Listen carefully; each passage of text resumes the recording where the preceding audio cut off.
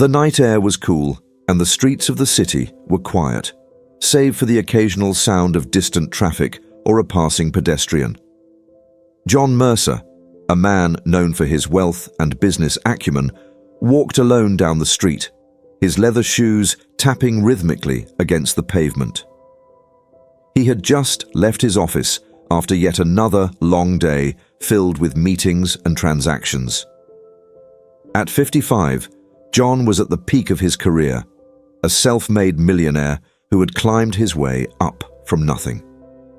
Yet, despite all his success, there was an emptiness inside him, a void he couldn't quite explain, but one he had long accepted as part of his life. As he passed by a dimly lit alleyway, something caught his attention. Out of the corner of his eye, he noticed a figure sitting on the sidewalk, huddled against the brick wall of an old building. Normally, he would have walked right past without a second thought. After all, there were always beggars in the city, and John had long since grown used to ignoring them. But this time, for reasons he couldn't immediately understand, his feet slowed, and he turned his head to get a better look. The figure was a woman, elderly and thin, wrapped in layers of tattered clothing that looked like they had seen better days. She was hunched over, her face mostly hidden beneath a frayed woolen hat. In her hands, she held a small cardboard sign with the simple words, "Please help. Anything will do." John paused, standing a few feet away from her, unsure of what had drawn him in. There was something about her that was different from the countless other homeless people he had seen. Maybe it was the way she sat, her posture strangely upright despite her clear weariness.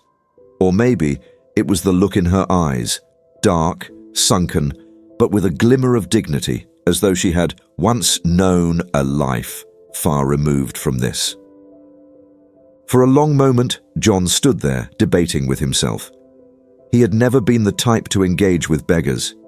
He wasn't a cruel man, but he had always believed in the idea that people were responsible for their own choices, their own destinies. Handouts, he thought, never really helped anyone. And yet, something tugged at him, a quiet voice in the back of his mind that he hadn't heard in years.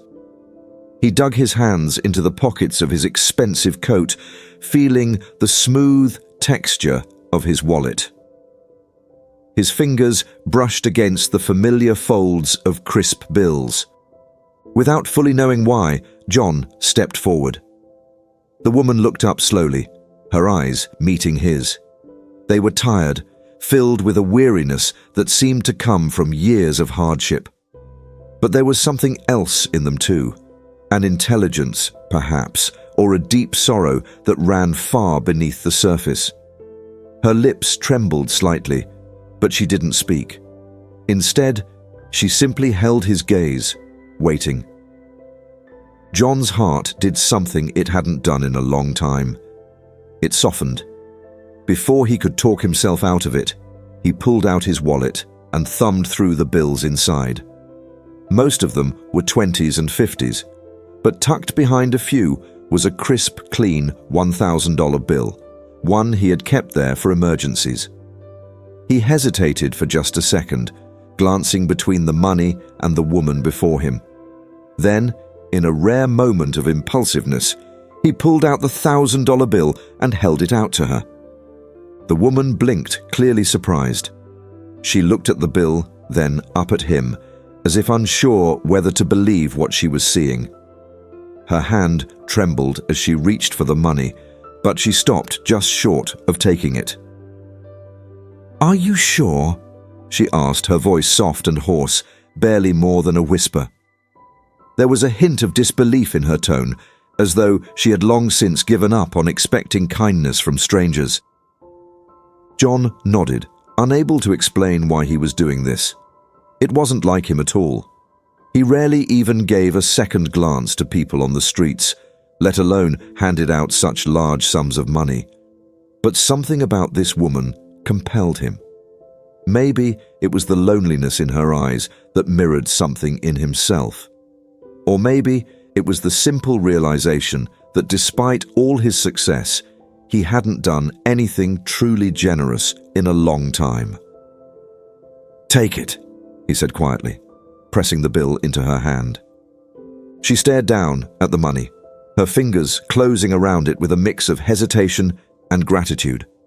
Her eyes shimmered, though no tears fell. "Thank you," she whispered, her voice cracking slightly. She didn't say anything else. No stories of hardship or pleas for more help. Just those two simple words, spoken with a sincerity that took John by surprise.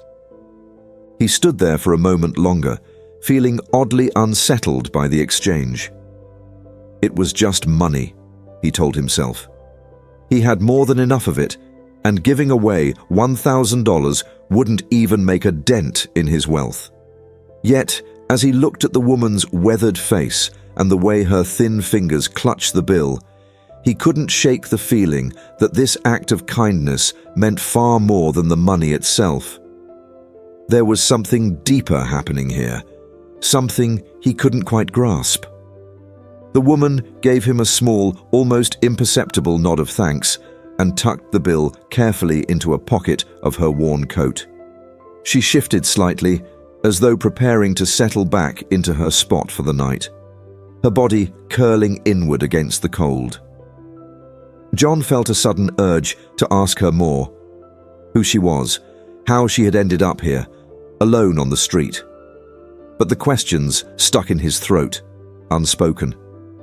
He wasn't sure why, but he didn't want to pry. Maybe it was because he knew that the answers wouldn't change anything.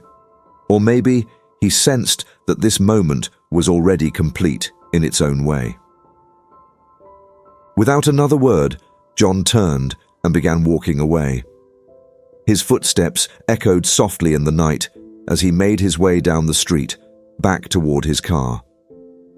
But even as he left her behind, he couldn't shake the feeling that this encounter wasn't over.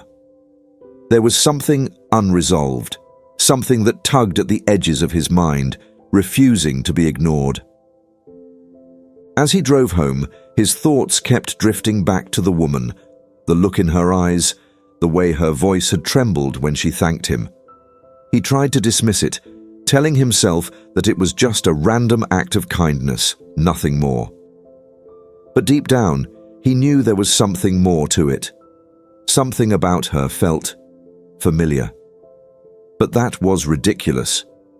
He didn't know her, and yet, those eyes. When John arrived at his house, he lingered in his car for a moment, staring out the windshield into the darkness. The image of the woman's face, her thin frame wrapped in tattered clothes, stayed with him, stirring something inside him that had long been buried.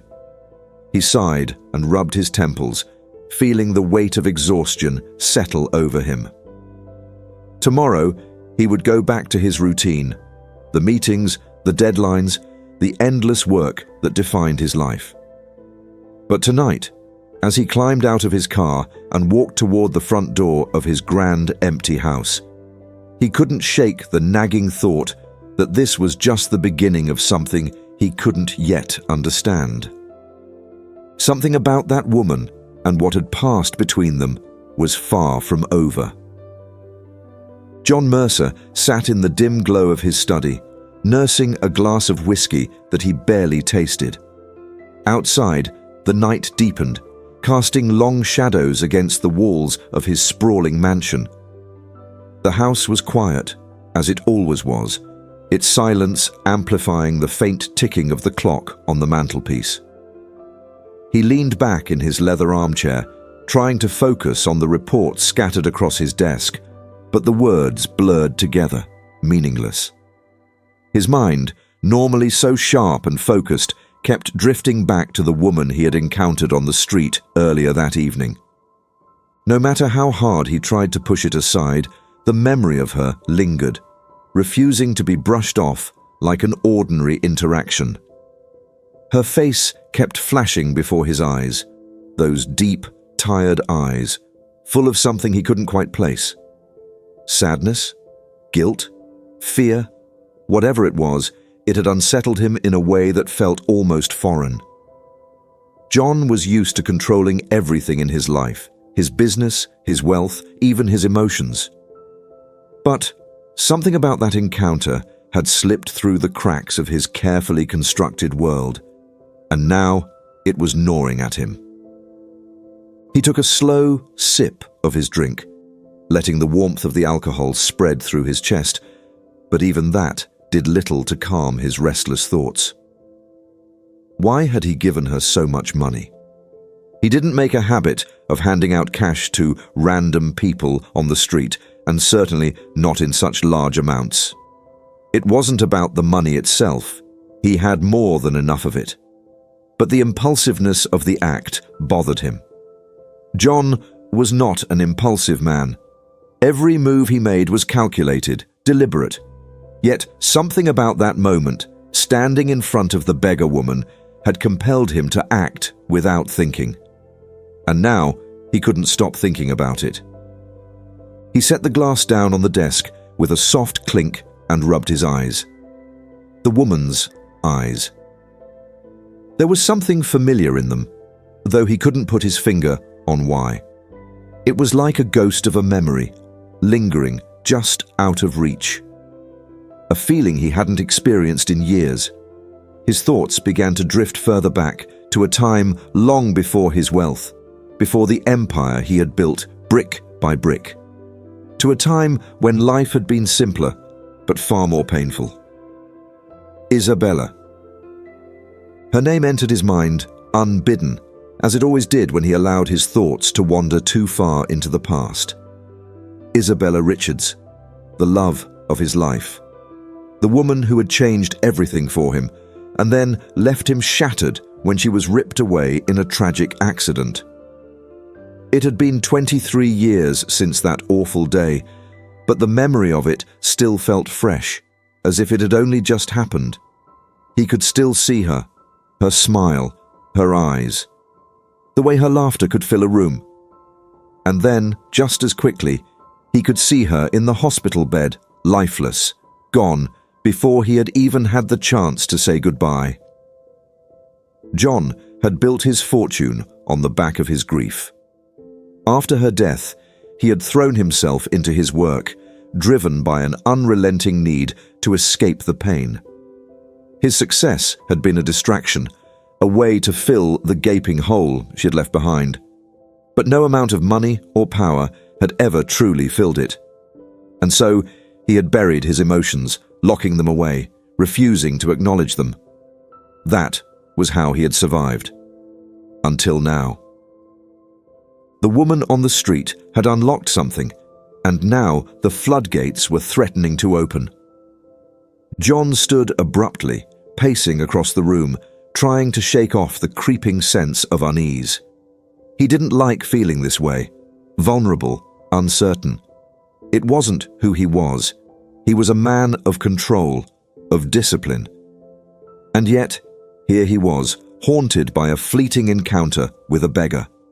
A woman he didn't even know. But did he? The question floated in his mind, unsettling him even more. How could she have felt familiar to him? He was sure he had never seen her before. And yet, her eyes. He couldn't get them out of his head. Something about them stirred a memory, a sensation, but it was too vague, too distant to grasp. He found himself standing by the window, looking out into the darkened streets below. The city was quiet at this hour, most people having retreated to their homes for the night. His gaze drifted to the corner of the street where he had encountered the woman, but of course she wasn't there now. It was a fleeting encounter, over and done with. He had given her the money and walked away. That should have been the end of it. But something told him it wasn't. That there was more to this than just an impulsive act of charity. John's mind turned again to Isabella, as it often did on nights like this. He hadn't visited her grave in years, hadn't allowed himself to go back to that place. The pain of losing her had been too much, and over time he had convinced himself that staying away was the best way to cope. But now, standing in the quiet of his study, he felt a pull, an urge he hadn't felt in a long time. Maybe it was time to visit her grave. Maybe that was what had been nagging at him all this time. The unresolved grief, the years of suppressing his emotions, of pretending he was fine. But why now? Why tonight? After all these years? And what did it have to do with the woman on the street? He shook his head, trying to clear his thoughts. This was ridiculous. There was no connection between the two. It was just his mind playing tricks on him, dredging up old memories because of the unsettling encounter. That's all it was. He just needed to focus on something else, distract himself the way he always did. Work. He needed to work. But when he returned to his desk, the reports and documents lying there seemed trivial, meaningless. Numbers, charts, projections, they were the backbone of his life. But tonight, they held no interest for him. His mind kept drifting back to the past, to Isabella, to the woman in the street. The two memories seemed to blur together, intertwining in ways that made no sense. He sighed heavily, leaning back in his chair and staring up at the ceiling. Maybe he was just tired. It had been a long day, and the encounter with the woman had stirred up old feelings he wasn't prepared to deal with. That had to be it. He just needed rest. Tomorrow, things would make more sense. But even as he tried to convince himself, John knew deep down that this wasn't something that would simply go away. The nagging feeling in his chest wouldn't be silenced, and the questions swirling in his mind demanded answers. Answers he didn't have.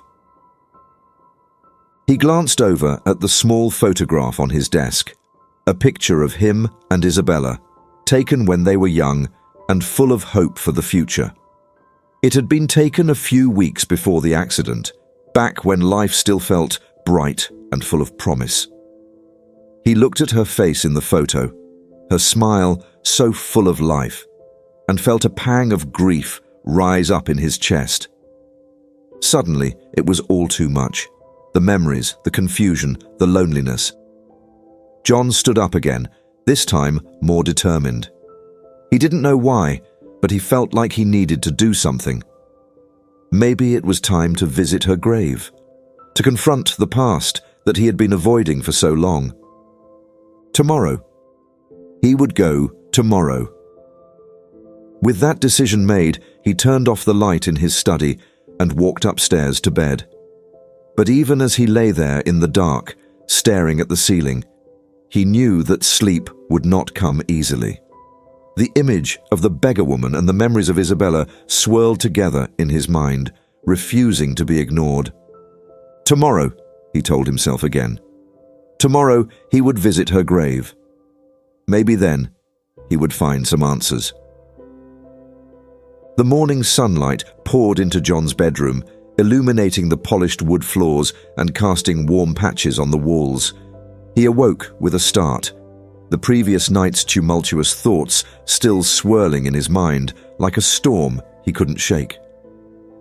He lay in bed for a moment, staring up at the ceiling, feeling the weight of the world pressing down on him. The encounter with the beggar woman replayed in his mind, accompanied by the familiar spectre of Isabella's memory. He could almost hear her laughter, a soft echo from a life that felt like it belonged to someone else.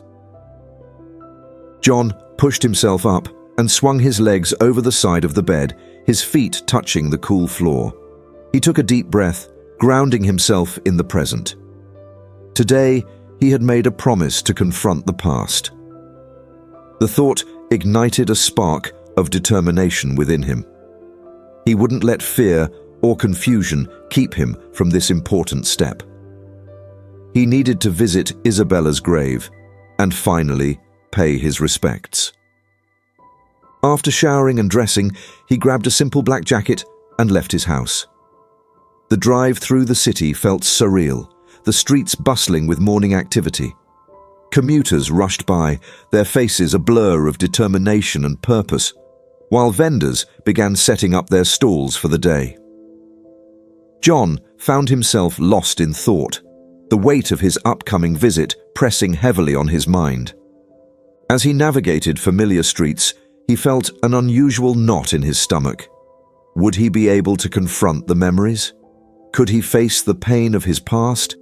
He had kept it at bay for so long, burying it under layers of success and wealth. But he knew that today would be different. He needed closure not only for himself, but for Isabella, whose memory he had dishonored by running away from the truth. After a while, he pulled up to the cemetery, a place he had avoided for too many years. The wrought iron gates stood tall and imposing, the iron bars intricately designed with spirals and curls that seemed to reach toward the sky. The cemetery was lush and green, dotted with trees and blooming flowers, a serene contrast to the turmoil inside him. John parked his car and took a deep breath, trying to steady his racing heart. He stepped out of the car, feeling the sun warm his skin as he walked toward the entrance. With each step, memories flooded back. Isabella's laughter echoing in his ears, the way her hair shimmered in the sunlight, the soft touch of her hand in his. It was overwhelming, and he almost turned back. But he pressed on, determined to honor her memory. Once inside, he wandered through the rows of gravestones, each one telling a story of a life lived, loved, and lost. He stopped at a few, reading the inscriptions and feeling a pang of sadness for the families who had lost someone dear. But he knew he had a specific destination in mind. He walked toward the far end of the cemetery, where he remembered Isabella's grave was located. As he approached, he noticed the small, weathered headstone peeking through the vibrant blooms of wildflowers that had sprung up around it. The sight sent a wave of grief crashing over him. He had been avoiding this place for far too long, allowing fear and guilt to hold him back. But standing here, he felt an unexpected sense of calm wash over him. He was finally ready to confront the past. Kneeling before the headstone, he brushed away a few fallen leaves and dust that had settled on it. The engraving was simple yet beautiful. Isabella Richards, beloved daughter and friend, forever in our hearts. As he traced the letters with his fingers, tears began to well in his eyes. "I'm sorry, Isabella," he whispered, the words barely escaping his throat. "I'm so sorry for everything." He took a deep breath, his heart racing as he began to speak. "I've been lost without you. I thought burying myself in work would help, but it only drove me further away from what mattered." His voice trembled, and he fought to regain his composure. "I didn't want to face the truth. I didn't want to feel the pain of losing you, so I shut it all away. But I realize now that I've been living a half-life, and it's time for me to change that." The stillness of the cemetery enveloped him, as if the world around him had faded away, leaving just him and the memory of Isabella. John felt a weight lifting off his shoulders, an understanding that had eluded him for years. Perhaps by facing his grief, he could finally begin to heal. As he sat there, lost in thought, a rustling sound broke the silence, pulling him back to the present. He turned to see someone approaching, a figure cloaked in shadows, emerging from the row of gravestones. It was the beggar woman, His heart raced as he recognized her, standing at a distance, her frail frame silhouetted against the sunlight filtering through the trees.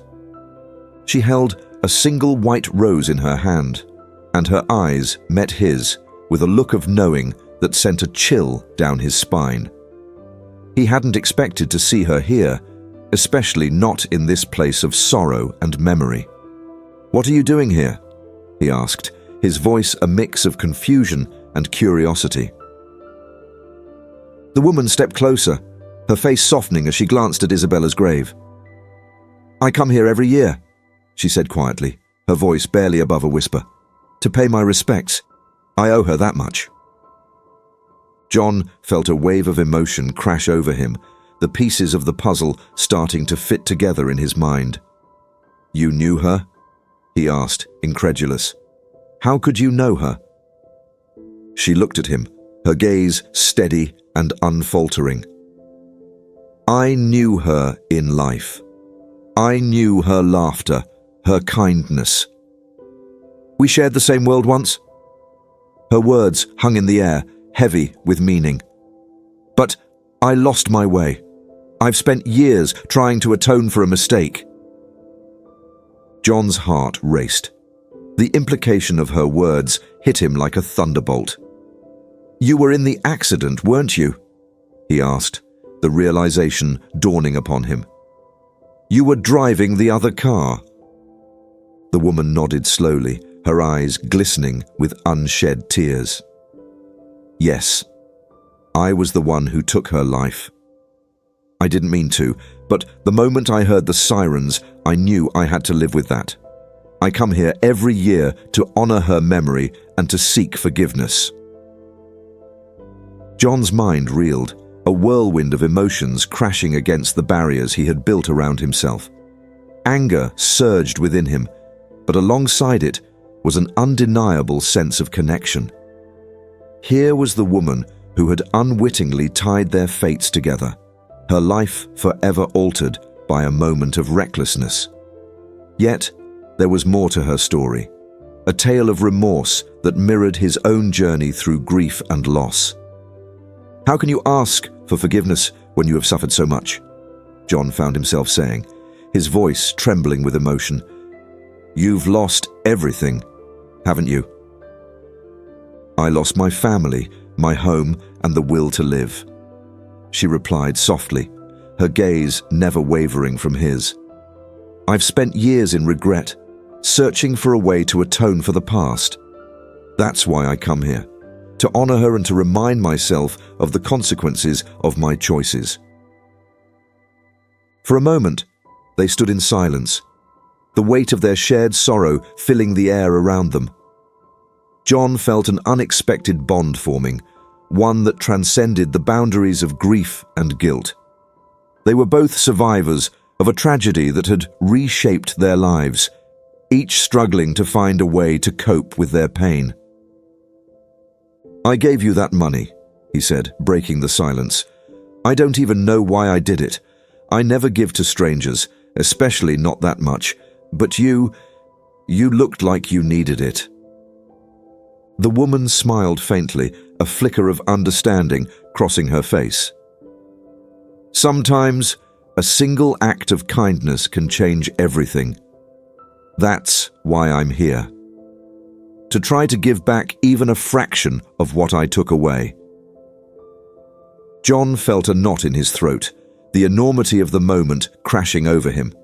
In this strange encounter, he was beginning to see a path forward, a chance to confront not only his past, but also the mistakes that had led him here.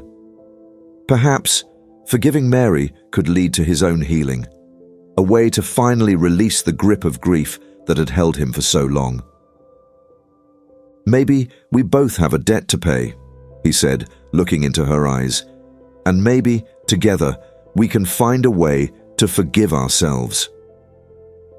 Her eyes widened, and for a moment, hope flickered in her expression. "I would like that.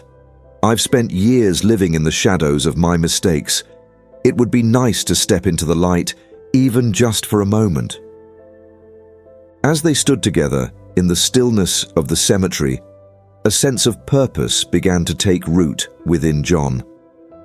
This was not just a chance to honor Isabella, but an opportunity to confront the pain that had been a constant companion in his life.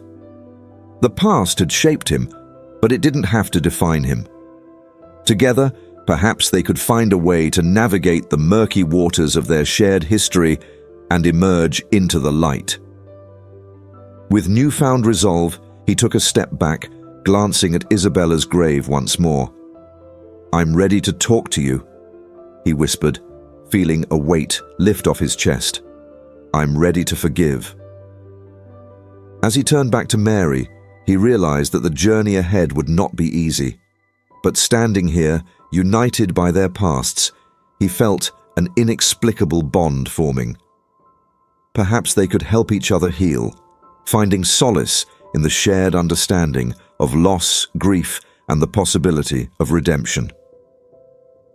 In the midst of all the uncertainty, one thing became clear. This was just the beginning of a new chapter, and it was one they would face together. The air felt charged with an electric energy as John and Mary stood together in the serene cemetery, the quiet surrounding them a stark contrast to the emotional turmoil within. The last rays of the sun flickered through the trees, casting long shadows that danced across the ground. The gravity of their shared moment pressed in on them, but beneath it lay the faintest glimmer of hope. "I never thought I'd find myself here, of all places," Mary said, her voice soft yet steady. "After everything, I thought I'd be hiding in the shadows for the rest of my life." John nodded, his heart heavy with empathy for the woman standing beside him. She wore the weight of her past like a cloak, a tangible reminder of her choices and the consequences they had wrought.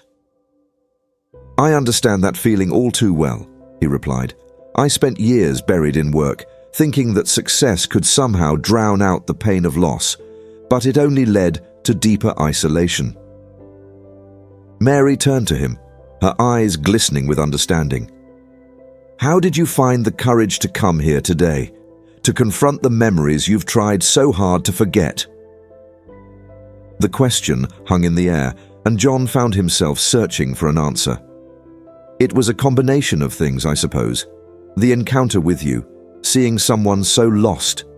It sparked something in me. I realized that I can't keep running from my past. I've been avoiding it for far too long." He paused, gathering his thoughts. "And maybe, just maybe, I'm ready to face it." Mary stepped closer, her expression earnest.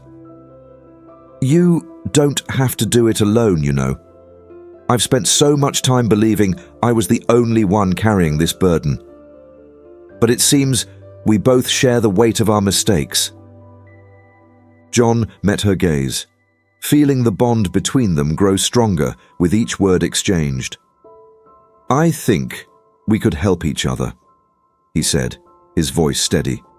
"Maybe we could start by talking about our stories, sharing what we've lost, what we've learned. It might help us both find a way to move forward." Mary smiled faintly, the flicker of hope returning to her eyes. "I'd like that. I've spent years trying to atone for my past, but it often feels like I'm shouting into a void. I don't know where to begin."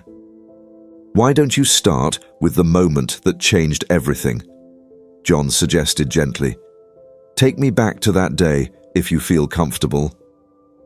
She took a deep breath, her eyes drifting to the ground as she gathered her thoughts. "It was a rainy afternoon. I remember the weather vividly, as if it was mocking me with its dreariness. I was rushing home after a long shift at the diner, my mind filled with thoughts of bills and survival. I was distracted, and I shouldn't have been. I remember speeding, trying to make it home before the rain got worse." She paused, her breath shaky. "Then it happened. I was at a stoplight waiting to turn left when I saw her, Isabella, on the crosswalk. She was so full of life, and I can still see her smile as she walked with purpose. And just like that, everything changed. I don't remember the impact, just the moment before. Then, nothing. I woke up in the hospital days later, only to learn what I had done. Her voice cracked, and John felt a surge of sympathy. "I'm so sorry," he whispered. "I can't imagine the pain of living with that memory." Mary nodded, tears streaming down her cheeks. I spent weeks in denial. I was a ghost in my own life, drifting through the motions. I couldn't bear to think of the family I had shattered, the life I had taken. I was sentenced to community service, which felt like a cruel joke. Every day, I stood in the very place where I had caused the accident, handing out meals to the homeless. But all I could think about was how I'd ruined everything. John listened intently, feeling the weight of her words. "It sounds like you've been trying to find redemption, but it's hard to forgive yourself when the past looms so large. I felt that too. When Isabella died, I was lost. I thought burying myself in work would drown out the pain, but it only left me feeling emptier." Mary wiped her tears, her voice steadying. "It's been a long, lonely road. I've felt unworthy of forgiveness, like I was doomed to live with my regret forever. But this moment, being here with you, it feels different. I'm not alone anymore." For a moment, they stood together in the stillness of the cemetery, their shared grief creating a fragile bond between them. John could see the flicker of hope in Mary's eyes, and he felt it reflected in his own heart. Maybe together they could find a way to forgive themselves. "Would you like to share your story?" Mary asked, her voice encouraging. "What did losing Isabella do to you?" John hesitated, unsure of where to begin. "Losing her shattered my world. We were young, in love, and had dreams of a future together. When she died, I felt like I had lost not only her, but also a part of myself. I threw myself into work, trying to fill the void, but nothing ever felt right. I thought success would bring me happiness, but it only deepened my isolation. I've been living with the guilt of not being there for her in her final moments." "Guilt can be suffocating," Mary replied, her voice empathetic. "I understand that feeling all too well, but perhaps we can find a way to let go of that burden together." John felt a surge of gratitude for her understanding. Maybe you're right. Sharing these stories might help us both heal. As they stood together at Isabella's grave, the sun dipped lower in the sky, casting a golden glow across the cemetery. The light danced around them, illuminating the flowers that had been placed there, a testament to a love that had endured even in death. "Is there something you want to say to Isabella?" Mary asked gently, her eyes searching his. "Something you've been holding back?" John nodded, feeling a knot in his throat as he turned back to the headstone. "Isabella, I've spent so many years running from the truth, from my feelings. I've let guilt and anger cloud my memories of you.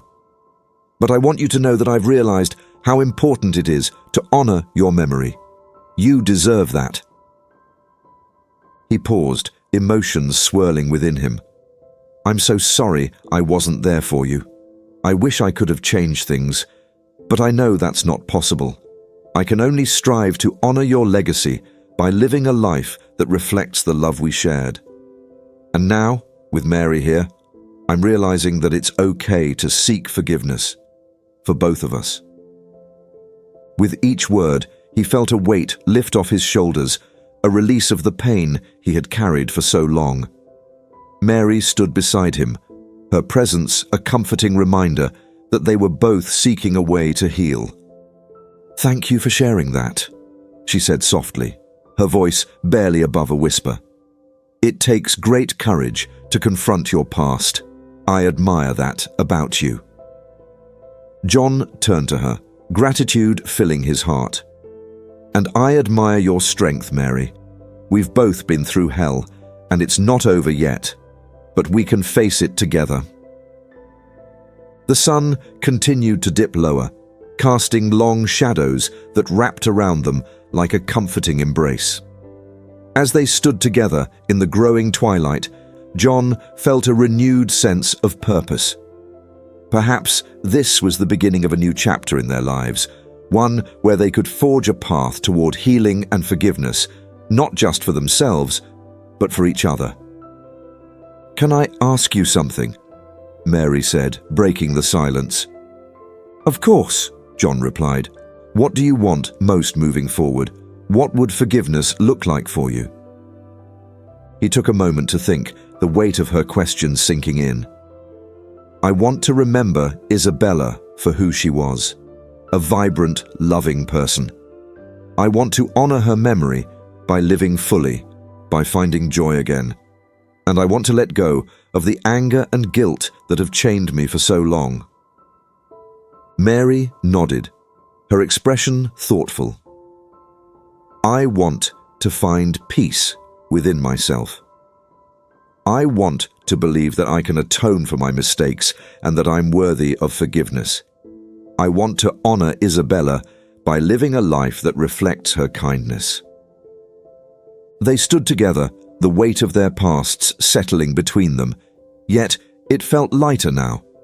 In sharing their stories, they had forged a connection that transcended their individual pain. As the last rays of sunlight began to fade, John turned to Mary. "Shall we make a promise?" he suggested.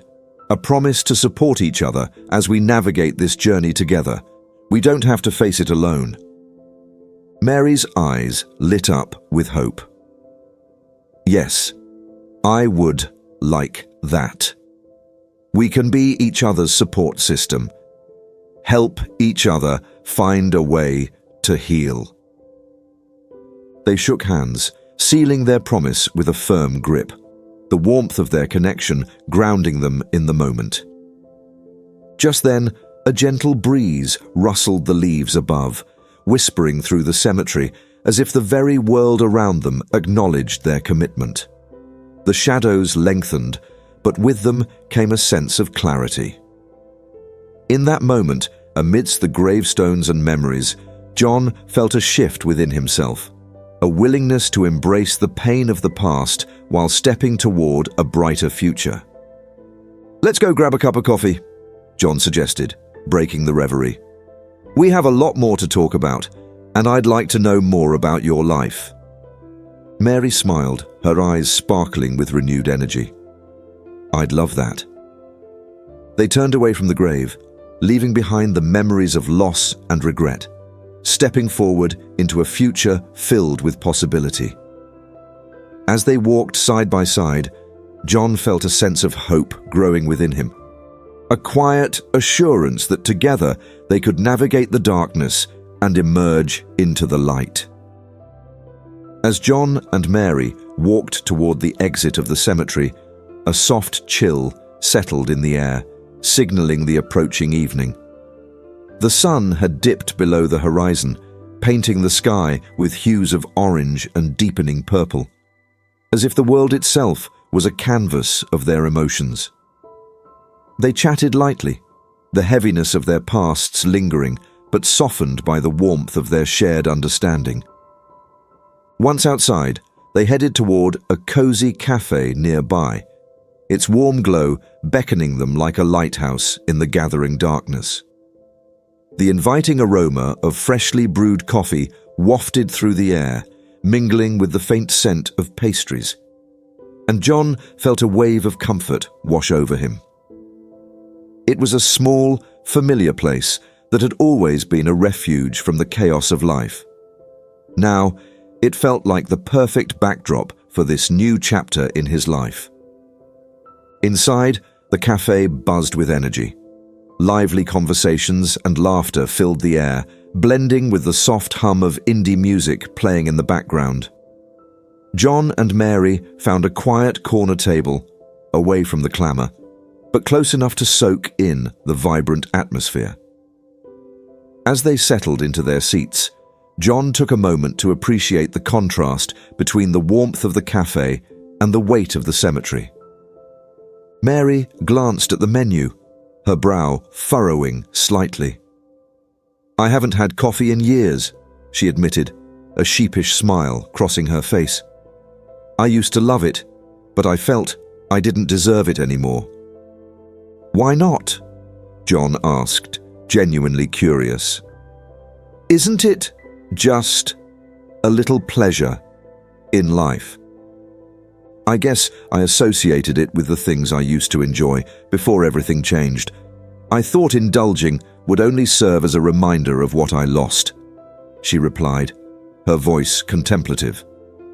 "Life is too short to deny yourself the little pleasures," John said, motioning to the barista behind the counter. "I think it's time you rediscover some of those joys. Let's order something special." With renewed determination, Mary nodded, a spark of enthusiasm returning to her eyes. "Okay, let's do it. I'll have a cappuccino, please." She turned to John, a playful grin on her face. "And you can pick something for yourself." "All right, I'll take an espresso. I need something strong to keep me awake for our deep conversation," he joked, raising an eyebrow. They placed their orders, and as they waited, John took the opportunity to delve deeper into their shared stories.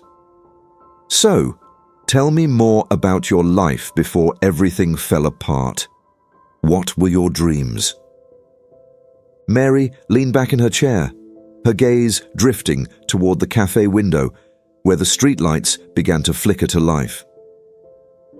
"I had so many dreams, but they all revolved around helping people. I wanted to become a social worker to make a difference in people's lives. I grew up in a small town where I saw so much suffering and neglect. I thought I could be a voice for the voiceless, a source of hope." "That sounds beautiful," John replied, genuinely impressed. "But it seems like life had other plans for you." Mary sighed, a shadow passing over her features. "Yes, it did. I let my past define me for so long.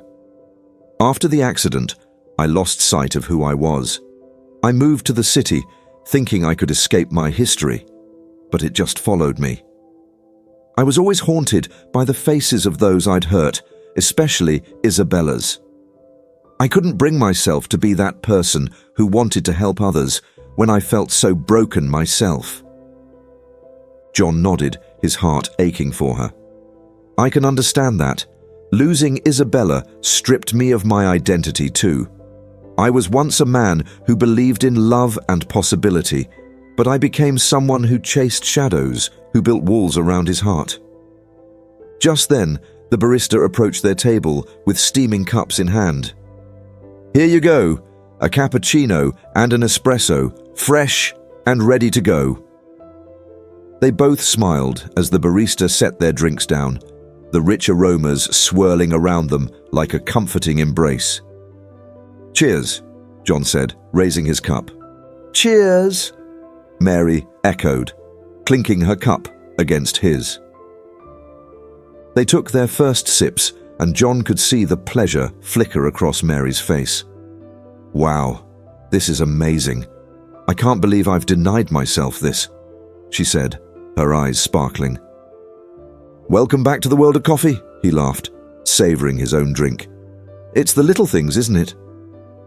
Mary's expression turned thoughtful again. "You know, I think that's what we need to focus on. Reclaiming the little joys. I've spent so much time wallowing in guilt and regret that I forgot how to truly live. But what do we do when the weight of our past threatens to pull us back down?" "That's the hard part," John replied, leaning forward. "We have to remind ourselves that our pasts don't define us. Each day is a chance to start fresh. We can create new memories, new experiences. It's a process, but it's worth it." Mary nodded slowly, her gaze intense as she considered his words. What if we create a list of things we want to experience together? A bucket list of sorts. It could be our way of embracing life again. John's heart raced at the thought, an exhilarating rush coursing through him. I love that idea. Let's start small, things that feel accessible yet meaningful. What's something you've always wanted to do but never had the chance? Mary paused, her brows furrowing in concentration. I've always wanted to see the ocean. I grew up in a landlocked town and I never made it to the coast. Just the idea of standing on a beach, feeling the waves, and listening to the ocean sounds so freeing. John's mind raced at the thought. Let's make that happen. We can plan a weekend trip. I'd love to experience that with you. The ocean has a way of washing away burdens. Mary's eyes lit up, and John felt a warmth spread between them, a connection that felt genuine and refreshing. What about you? She asked, her enthusiasm infectious.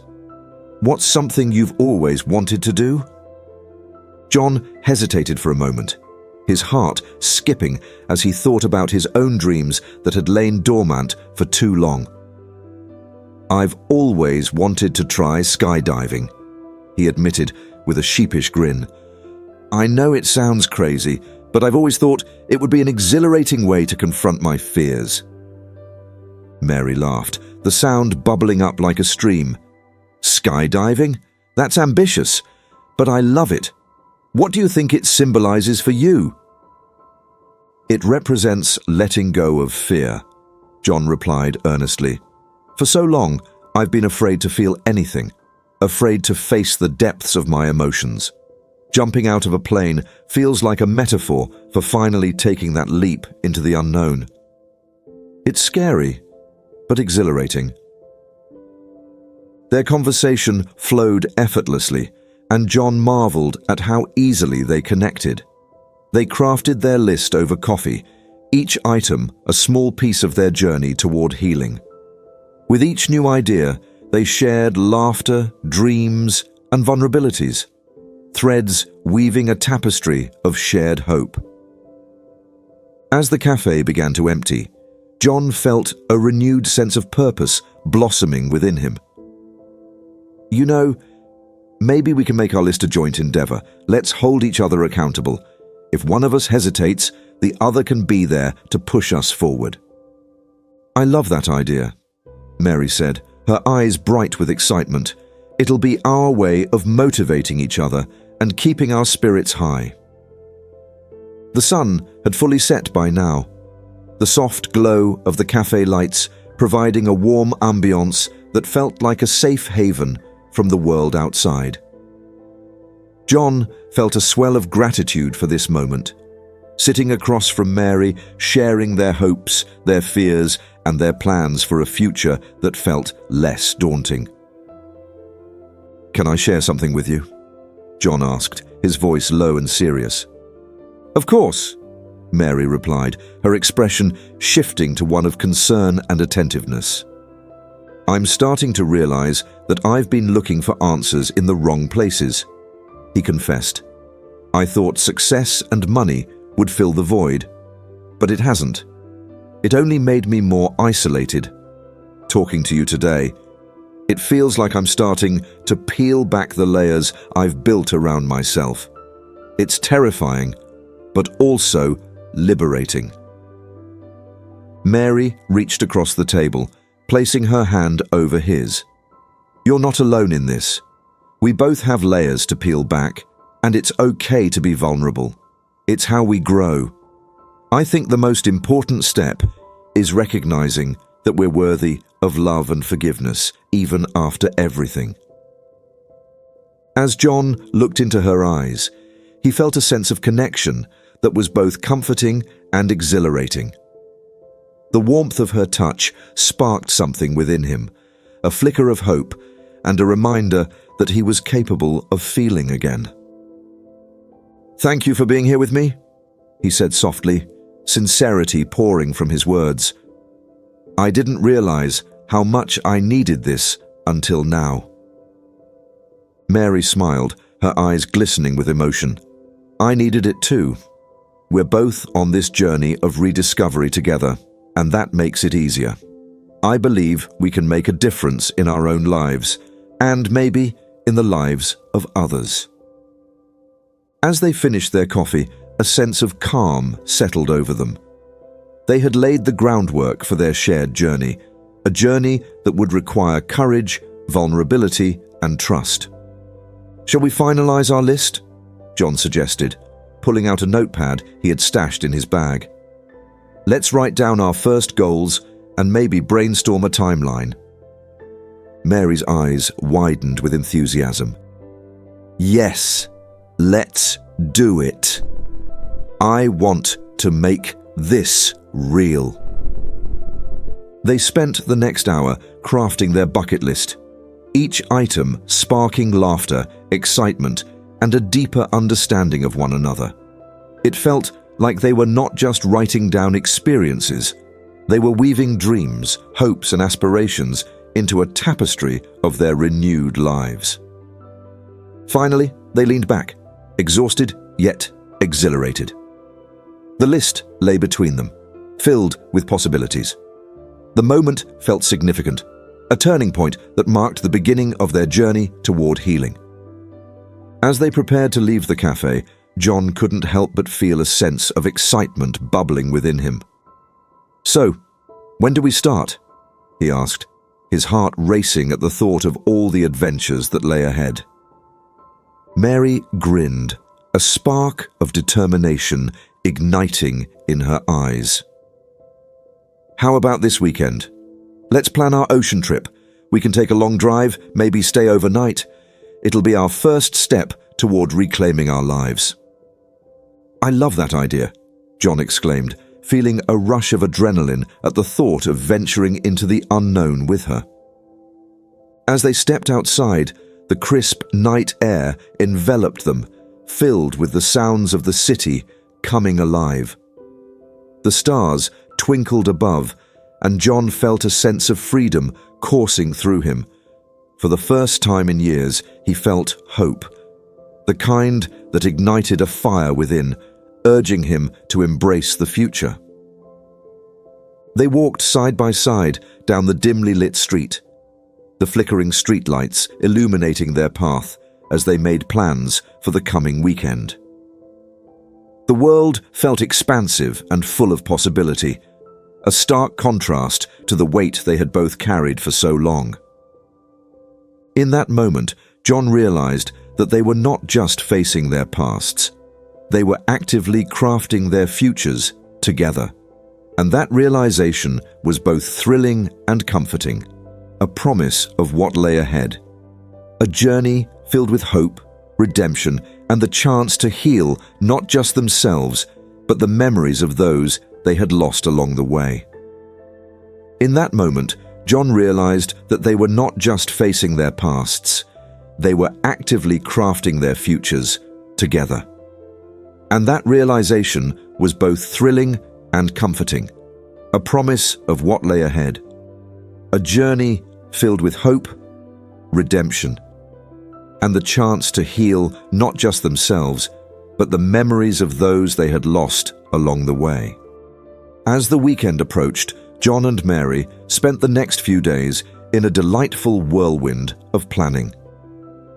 Excitement buzzed in the air, punctuated by the occasional nervousness that accompanies stepping into the unknown.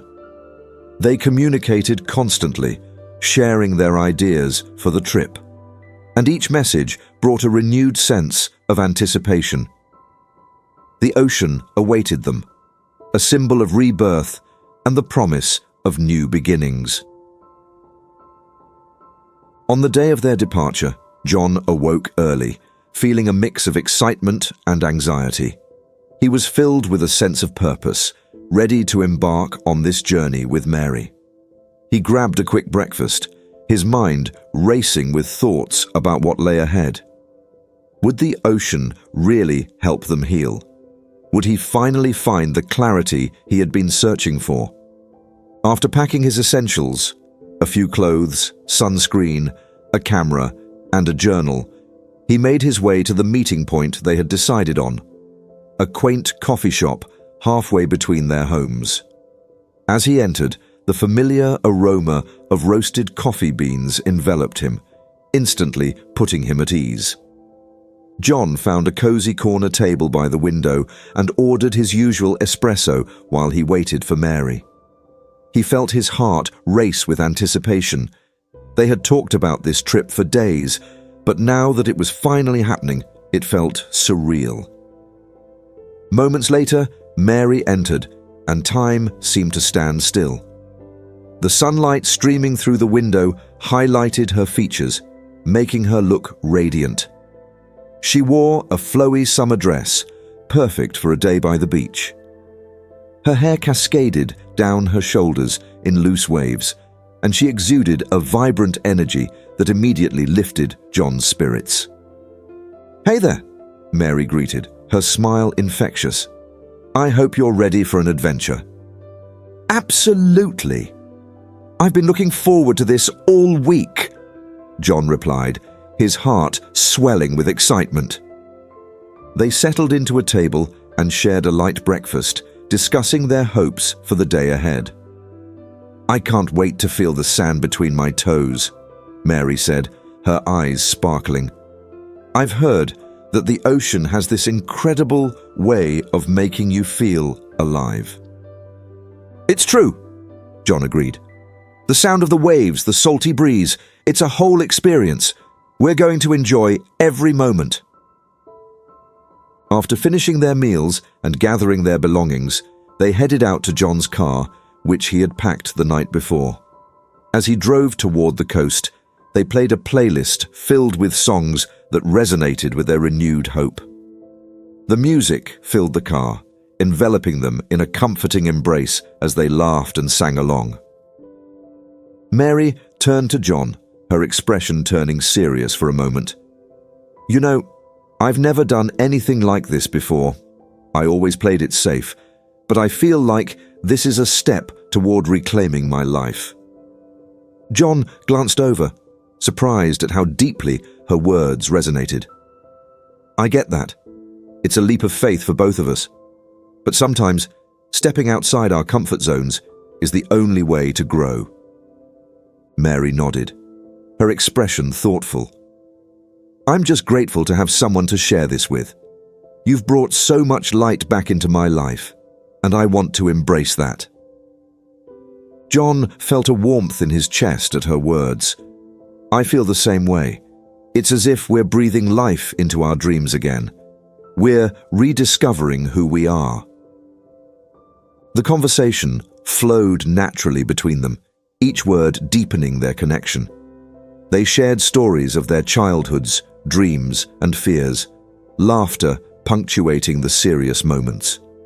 With every passing mile, John felt the weight of his past lifting, replaced by a sense of hope and possibility.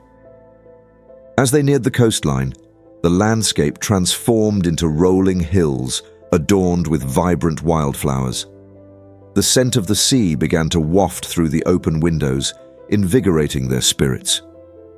John could feel the excitement building within him. They were almost there.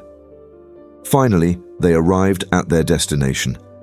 A beautiful beach adorned with soft golden sand and waves crashing against the shore.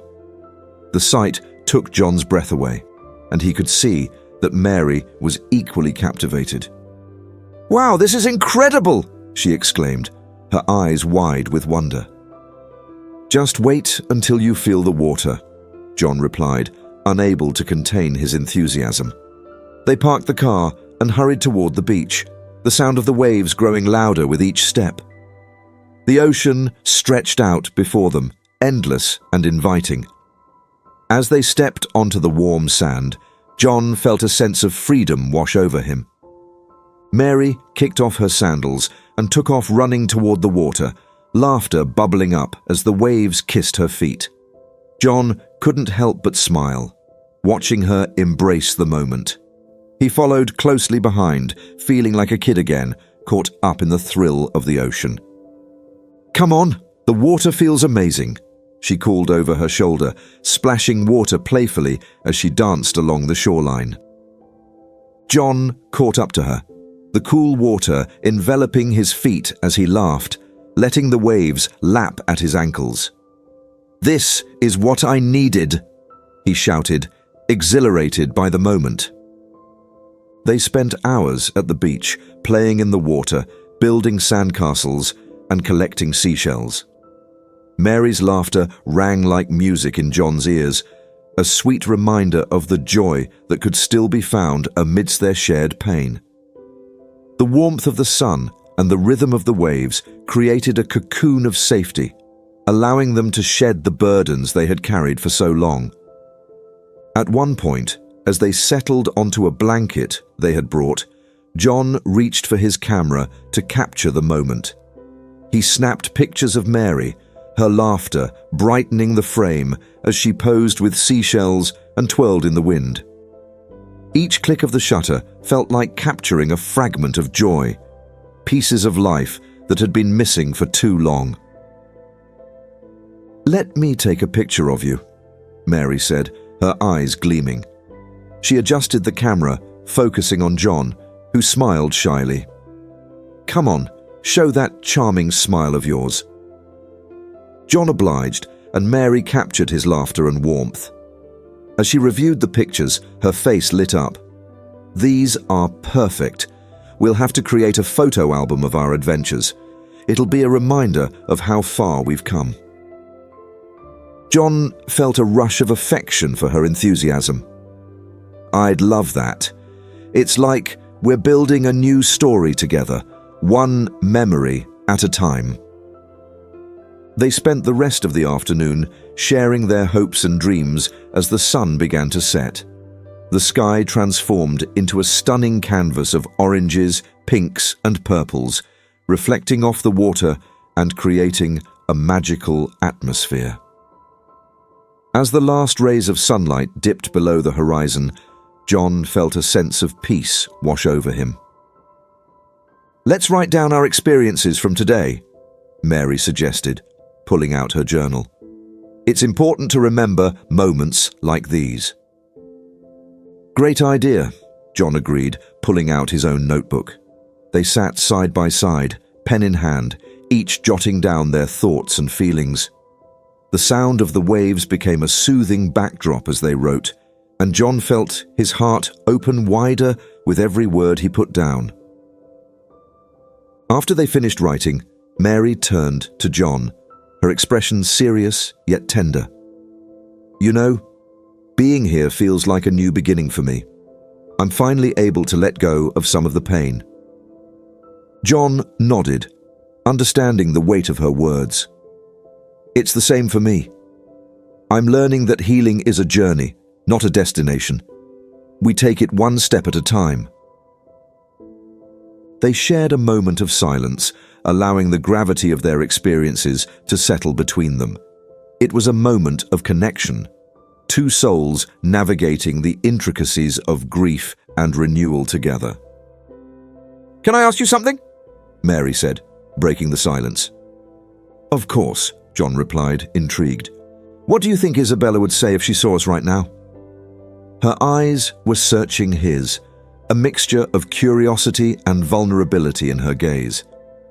John took a deep breath, considering her question. "I think she would be proud. She always wanted me to be happy, to live fully. I can imagine her smiling at us, encouraging us to embrace life again." Mary smiled softly, and John could see the flicker of understanding in her eyes. "I feel the same way about my loved ones. They wouldn't want us to be trapped in our pain. They'd want us to live, to love." "Exactly," John said, his heart swelling with gratitude for their shared understanding. "And I think that's what we're doing. We're honoring their memories by finding joy in our own lives again." The sun finally disappeared, leaving behind a blanket of stars that twinkled above them. The cool breeze danced around them, carrying with it the salty scent of the ocean. They sat quietly for a moment, simply absorbing the beauty of the night. "This is incredible," Mary whispered, her eyes reflecting the starlight. "I feel so alive." "Me too," John replied, feeling a sense of connection that was deeper than anything he had experienced in a long time. As they packed their things and prepared to head back, John felt a sense of accomplishment swell within him. They had taken their first step toward healing, and he could see the change blossoming in both of them. There was still a long journey ahead, but they were no longer alone in their struggles. On the drive back, Mary turned on the radio, and they both sang along to the songs that filled the car. Their laughter echoed in the space, drowning out any lingering doubts or fears. The city lights began to twinkle in the distance, a stark contrast to the vastness of the ocean they had just left behind. When they arrived back in town, John pulled into the parking lot of the cafe where they had met earlier. "Let's grab a coffee to end this day," he suggested, feeling grateful for the magic they had just experienced. "Sounds perfect," Mary agreed, her eyes shining with excitement. As they entered the cafe, the cozy atmosphere welcomed them back to reality. They ordered their drinks and found a quiet corner table, their hearts still racing from the day's adventures. "I can't believe how amazing today was," Mary said, her voice filled with warmth. "Me neither. It feels like we've taken a huge step forward," John replied, reflecting on how far they had come in such a short time. With each sip of coffee, they relished the moments they had shared, the laughter, the healing, the realization that life was waiting for them just beyond their fears. As they talked and laughed, John felt a deeper connection forming between them, one that went beyond friendship. It was a bond forged in the fires of shared pain and renewed hope, and it filled him with a sense of excitement for what was to come. They spent hours in the cafe, sharing stories, dreams, and laughter as the world outside faded into the background. John felt lighter, as if a weight had been lifted from his shoulders. The connection they were building was electric, igniting a spark of possibility that he hadn't felt in years. And yet, as the evening wore on, a shadow of doubt crept in. What if this was too good to be true? What if the past caught up with them? But just as quickly as the thought entered his mind, he brushed it aside. He was determined to focus on the present, to cherish each moment they had together. As they finally prepared to leave the cafe, John couldn't help but look at Mary with newfound appreciation. "Thank you for today. You've truly made a difference in my life." Mary's eyes met his, and for a brief moment, time stood still. "Thank you for being there for me too. I feel like we're both rediscovering ourselves." John nodded, feeling a warmth spread through him. As they walked out into the night, a sense of excitement bubbled within him, a whisper of what was yet to come, a journey still unfolding, filled with moments waiting to be created. They had taken their first steps toward healing, but the road ahead was still a mystery, a landscape rich with promise. The next few days unfolded like a tapestry of vibrant colors, each thread woven with moments of laughter, connection, and healing. John and Mary continued to spend time together, and each encounter deepened their bond. They explored their city, trying out new restaurants, visiting local parks, and even attending an art exhibition that had recently opened. Every experience felt fresh, invigorating, and alive, contrasting starkly with the shadows of their pasts. One evening, while walking through a bustling neighborhood, they stumbled upon an open-air market filled with local artisans. The air was thick with the scent of spices and sweet treats, and the sounds of laughter and music mingled in a joyful cacophony. John could feel the excitement radiating from Mary as she pointed out various stalls, her enthusiasm infectious. "Look at those handmade candles," she exclaimed, tugging on his arm as they passed a vendor. The candles were beautifully crafted, each uniquely colored and scented, promising warmth and tranquility. "Let's check them out," John replied, eager to indulge in her enthusiasm. They wandered over to the stall, where a woman greeted them with a warm smile. The soft glow of the candles created an inviting atmosphere, and John could see Mary's eyes sparkling as she picked up a lavender-scented candle. "This one smells amazing," she said, inhaling deeply. "It reminds me of those long summer evenings spent outdoors." "Then we have to get it," John said, watching her delight. He enjoyed seeing her so animated, as if she were rediscovering the little joys in life. They spent the next hour exploring the market, sampling local delicacies, and even participating in a small pottery workshop. As they shaped the clay with their hands, John felt a sense of liberation wash over him. Each twist and turn of the clay reminded him of the way their lives were shifting, forming new shapes from the remnants of their past. "Look, I think I'm making a bowl," Mary laughed, holding up her creation, which was more of a lopsided lump than anything resembling a bowl. "Not exactly the most artistic piece, but it's a start." John chuckled, admiring her spirit. "It's beautiful in its own way, just like this journey we're on." After a day filled with laughter and creativity, they returned to the cafe where it all began, their safe haven amidst the chaos of their lives. As they settled into their usual corner table, John felt an overwhelming sense of gratitude for how far they had come in such a short time. "Can you believe it's been almost a week since our ocean trip?" Mary asked, her eyes glinting with nostalgia. "It feels like a lifetime," John replied, leaning back in his chair. "In the best way possible."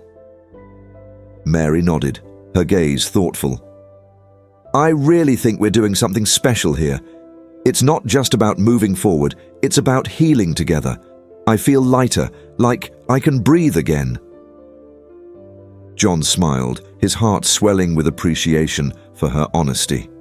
"I feel the same way. It's as if we're each other's anchors, holding steady while we navigate these turbulent waters of grief."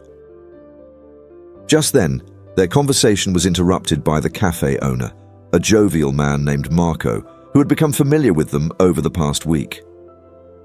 "Hey, you two! Back for more coffee and pastries?" he greeted with a wide grin. "Always," Mary replied, her smile infectious. As Marco prepared their order, John took a moment to observe Mary. She was radiant, her laughter like music that filled the air with warmth. It was moments like these that made him realize how much he had missed connecting with someone on this level. They had both experienced loss, but they were finding joy in the little things together, and it was transforming their lives. "Have you thought about what you want to do next?" John asked, wanting to steer their conversation toward their future plans. Mary bit her lip, contemplating. "I have. I've always wanted to go hiking. I think being in nature could be another great way to heal. There's a trail not far from here that leads to a beautiful waterfall. What do you think?" "I love that idea. I've always found that being outdoors is grounding," John replied, his enthusiasm matching hers. "We could pack a picnic and make a day of it." Mary's eyes lit up. "Yes, we can explore, take pictures, and just enjoy being outside. It sounds perfect." Their conversation flowed easily, and as they planned their hiking trip, John felt a sense of excitement welling up within him. The anticipation of new experiences felt exhilarating. It was as if they were sculpting their lives anew, creating something beautiful from the pieces of their past. As the days progressed, John and Mary found themselves exploring new avenues of connection. They shared their favorite books, exchanged playlists of music that spoke to their souls, and even indulged in a movie night at John's apartment, where they laughed and cried over old films that tugged at their hearts. One evening, as they cuddled on the couch, watching a classic romantic movie, Mary turned to John with a serious expression. "You know, I've been thinking a lot about my past and how I've coped with loss. It hasn't been easy." John felt a pang of sympathy. "I get that. We all have our ways of dealing with pain. Sometimes it's harder to face it than to run from it." "I spent so long just pushing it away," Mary continued, her voice soft. "But being with you has shown me that it's okay to feel. I don't have to hide anymore." Her honesty moved John deeply. "It's brave of you to confront those feelings. It takes strength to open up about our struggles." Mary nodded, her eyes glistening. "I think we're both finding that strength in each other. It's empowering to know we're not alone in this journey." As the movie played on, John reached for Mary's hand, intertwining their fingers.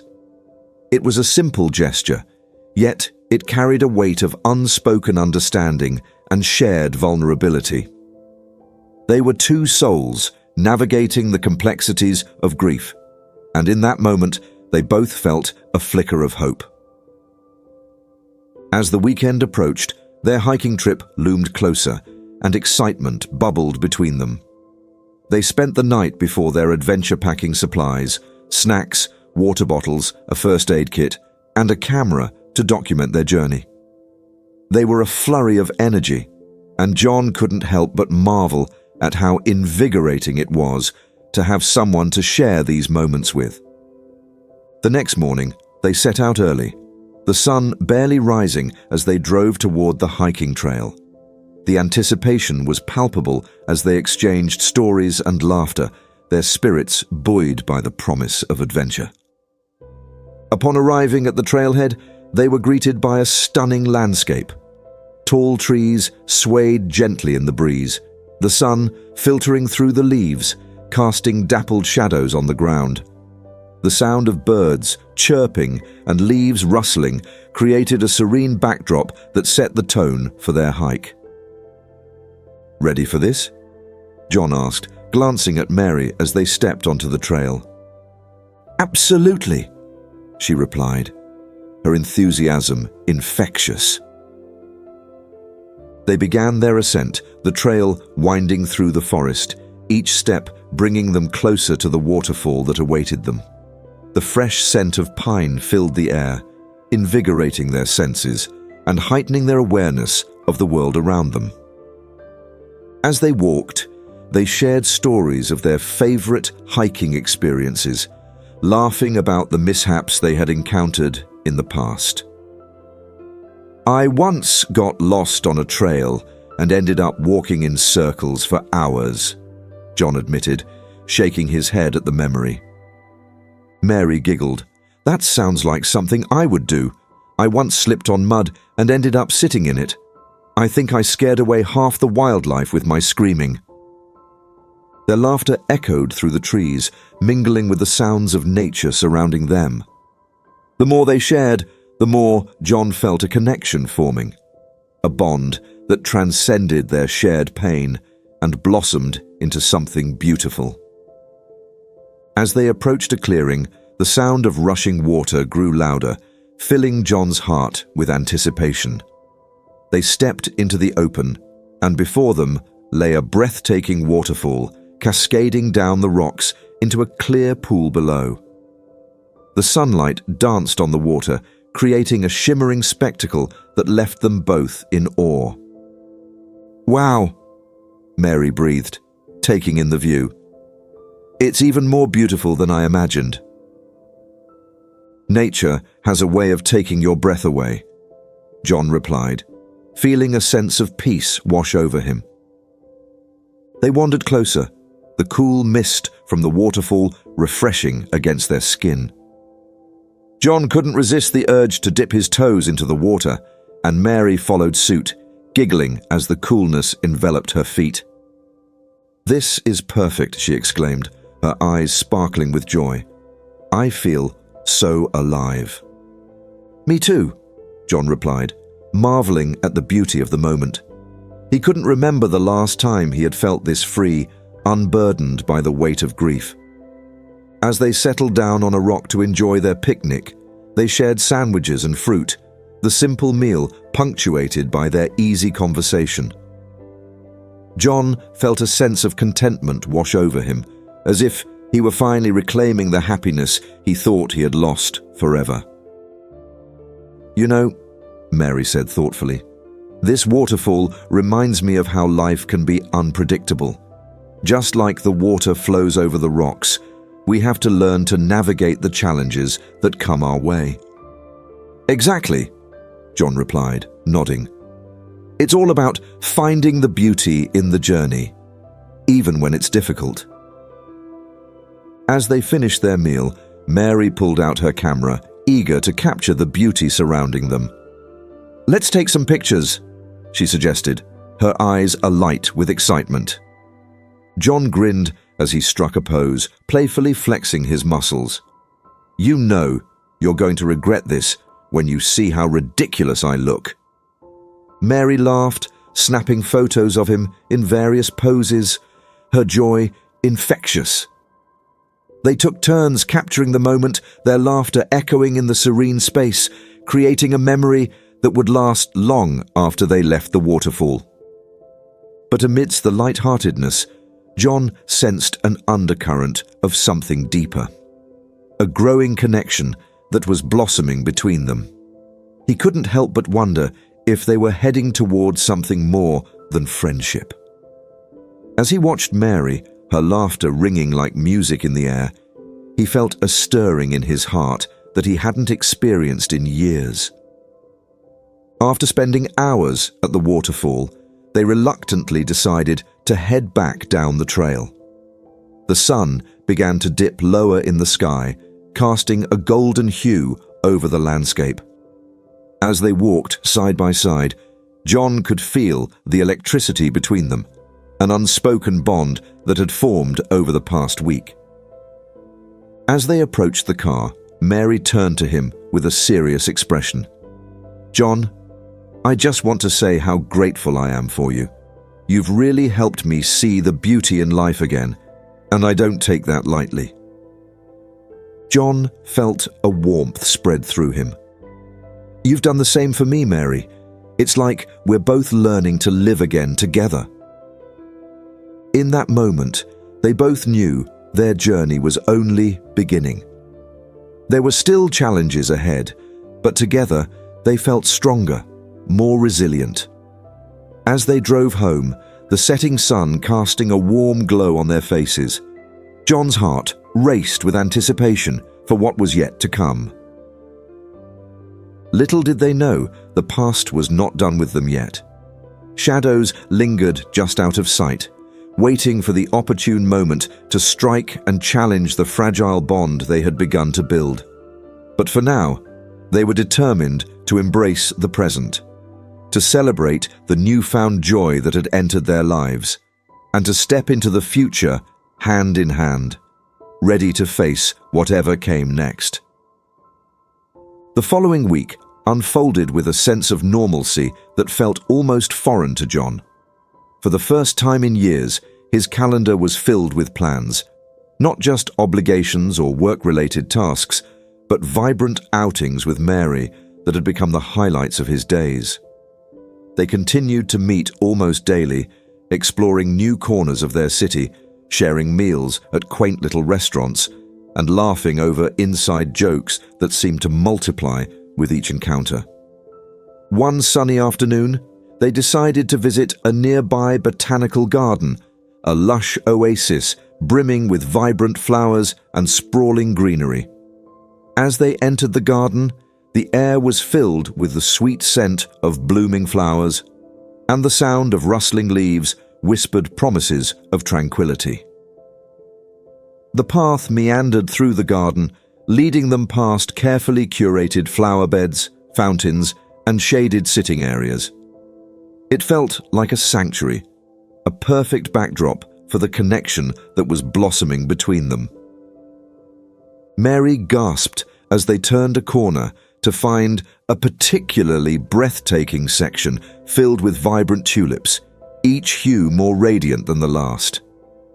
"Look at those!" she exclaimed, her eyes wide with delight. "They're stunning!" John watched her, captivated by her enthusiasm. "They really are," he agreed, stepping closer to admire the colors. "Tulips are such a symbol of renewal, don't you think? It feels fitting for us." Mary nodded, a soft smile playing on her lips. "Yes, they really do symbolize new beginnings, just like we're experiencing now."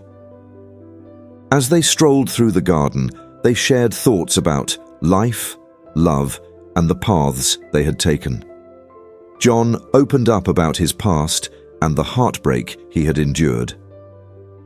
"After losing Sarah, I didn't think I could ever feel this way again.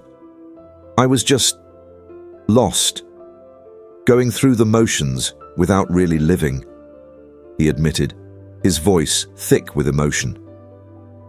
Mary listened intently, her expression empathetic. "I understand. It's like a part of you is missing, and you don't know if you'll ever feel whole again. But I think we're both finding pieces of ourselves we thought were lost." Encouraged by her understanding, John continued, "When I met you, it felt like a spark ignited. I hadn't realized how much I needed that connection until you came along." Mary smiled, her cheeks slightly flushed. "I feel the same way. It's as if we were both searching for something, and we found it in each other." They wandered deeper into the garden, pausing to take photos of the breathtaking blooms and each other. John captured moments of pure joy on Mary's face as she posed with oversized sunflowers, their golden petals framing her like a halo. He felt a warmth spread through him, not just from the sun, but from the joy of sharing these moments with someone who understood his journey. As they found a quiet spot by a pond, they sat on a bench, watching the ducks paddle lazily by. The tranquility of the scene enveloped them, and for a moment, the world around them faded away. "This is nice," John murmured, leaning back and closing his eyes, allowing the gentle breeze to wash over him. "It really is," Mary replied softly. "I can't remember the last time I felt this at peace." Their conversation drifted from deep reflections to lighter topics, filled with laughter and playful teasing. John shared funny anecdotes from his past, like the time he attempted to cook dinner for a date but ended up burning the meal and ordering takeout instead. Mary laughed, her eyes sparkling, and added her own humorous stories from her life, each tale bringing them closer together. As the afternoon slipped into evening, the sky transformed into a canvas of soft pinks and oranges, signaling the end of another beautiful day. They reluctantly made their way toward the exit, the garden closing for the night. But just before they reached the gate, hatte in seinem stopped, langen Leben taking a deep unzählige breath as he gathered Schwierigkeiten his erlebt. thoughts. Aber dieser kleine, fast belanglose began, Moment his tone schien serious. all seine Kämpfe, all die Einsamkeit in einem einzigen, unerträglichen Augenblick zu verdichten. Curious yet attentive. "What is it?" "I've been thinking a lot about what's next for us. I know we've both been through so much, but I can't shake this feeling that we're on the brink of something special," he confessed, his heart pounding. She searched his eyes, and John could see a flicker of something, hope, maybe, or anticipation. "I feel it too, John. There's this connection between us that I can't ignore. It's scary and exhilarating at the same time. I want to explore it more. I don't want to rush anything, but I want to be honest about my feelings," John continued, his voice steady. "You mean a lot to me, and I want to see where this goes." Mary smiled, her expression softening. "I'd like that too. I think we both deserve a chance at happiness, don't we?" "Yes, we do," he replied, feeling a weight lift off his shoulders. Their eyes locked for a moment, and John felt a surge of hope and excitement for what lay ahead.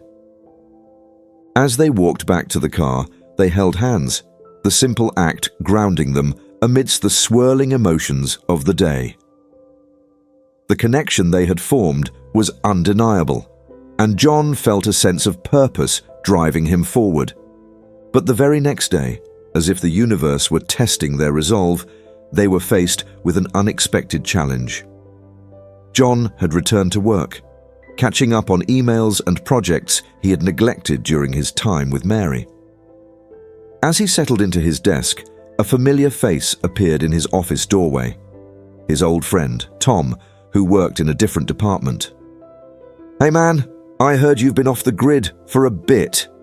Everything okay?" Tom asked, leaning against the doorframe with a playful grin. "Yeah, just needed some time to clear my head," John replied, trying to sound casual. Tom's expression shifted, and he stepped into the room, shutting the door behind him. "Look, I'm not one to meddle, but I've been hearing some things around the office. You and that woman, Mary. People are talking. They think you're moving too fast." John felt his heart race. "What do you mean?" "Just, people notice how close you've gotten. I'm all for finding love again, but you both have had some heavy stuff to deal with. You don't want to rush into anything before you're ready," Tom advised, his tone earnest. "Thanks for your concern, but I'm not rushing into anything. I care about her, and we're taking our time," John replied, trying to sound more confident than he felt. Tom nodded, but there was an edge of concern in his expression. "Just be careful, John. You don't want to end up hurt again." After Tom left, John felt a wave of doubt wash over him. Was he moving too fast? He had been so consumed with the joy of his connection with Mary that he hadn't stopped to consider the implications. He picked up his phone and stared at the screen, hesitating before sending a message. "Hey, can we talk?" he finally typed, his finger hovering over the send button. He knew they needed to address the growing feelings between them, but he was terrified of what it might mean. Moments later, Mary replied, "Of course. Everything okay?" John took a deep breath, feeling the weight of his doubts settle on his shoulders. "Yeah, just some things I want to discuss. Can we meet after work?" "Absolutely. Looking forward to it. See you soon." As the day dragged on, John found it increasingly difficult to concentrate. He couldn't shake the nagging thoughts in his mind. Was he ready to embrace this new chapter with Mary, or was he setting himself up for heartbreak once more? The internal struggle left him feeling restless and uneasy. When the workday finally ended, he met Mary at their favorite cafe, the familiar scent of coffee mingling with baked goods as they settled into their usual corner table. But today, the atmosphere felt different. The weight of the conversation loomed over them like a thick fog. "Hey, how was your day?" Mary asked, her eyes bright with curiosity. "Long," John replied, trying to keep his tone light. "But I wanted to talk to you about something important." Mary's expression shifted, a hint of concern flickering in her eyes. "Okay. What's on your mind?" John took a deep breath, summoning his courage. "I've been thinking about us, about how quickly we've connected. It's been amazing, but I want to make sure we're on the same page. I've had some concerns raised about moving too fast."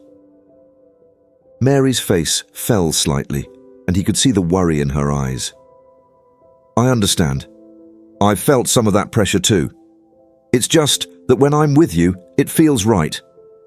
I don't want to overthink it, but I also don't want to ignore our pasts. I don't either, John admitted, feeling the weight of his own uncertainty. I care about you, Mary, and I don't want to rush into anything without considering how it affects both of us. I appreciate that, John. It's important to me that we communicate openly, she said, her voice steady. But I also think we shouldn't let fear dictate our happiness. We both deserve to find joy after everything we've been through. He nodded, relieved to hear her perspective. You're right. I don't want to let past hurts cloud what we have. But I also want to be cautious. We need to navigate this together. As they talked, John felt the tension begin to dissipate, replaced by a renewed understanding. They shared their fears and hopes, each word strengthening the bond that had already formed. By the end of their conversation, they had agreed to take things one step at a time, to enjoy the present without overthinking the future. But just as they were about to leave, a commotion caught their attention at the entrance of the cafe. A group of people had gathered around, their voices rising in excitement and concern. Curiosity piqued, John and Mary moved closer to see what was happening. As they approached, John's heart sank. He recognized the figure at the center of the crowd. It was the beggar from the street corner where he had given the $1,000. She stood there, disheveled but animated, recounting her story to anyone who would listen. John felt a sense of dread wash over him as he caught snippets of her tale. She gave me a chance. I'm going to turn my life around, I swear, she exclaimed, gesturing wildly. As the crowd listened, John felt a pull in his chest. This was the woman he had helped, but her sudden appearance was jarring, especially after the moment he had just shared with Mary.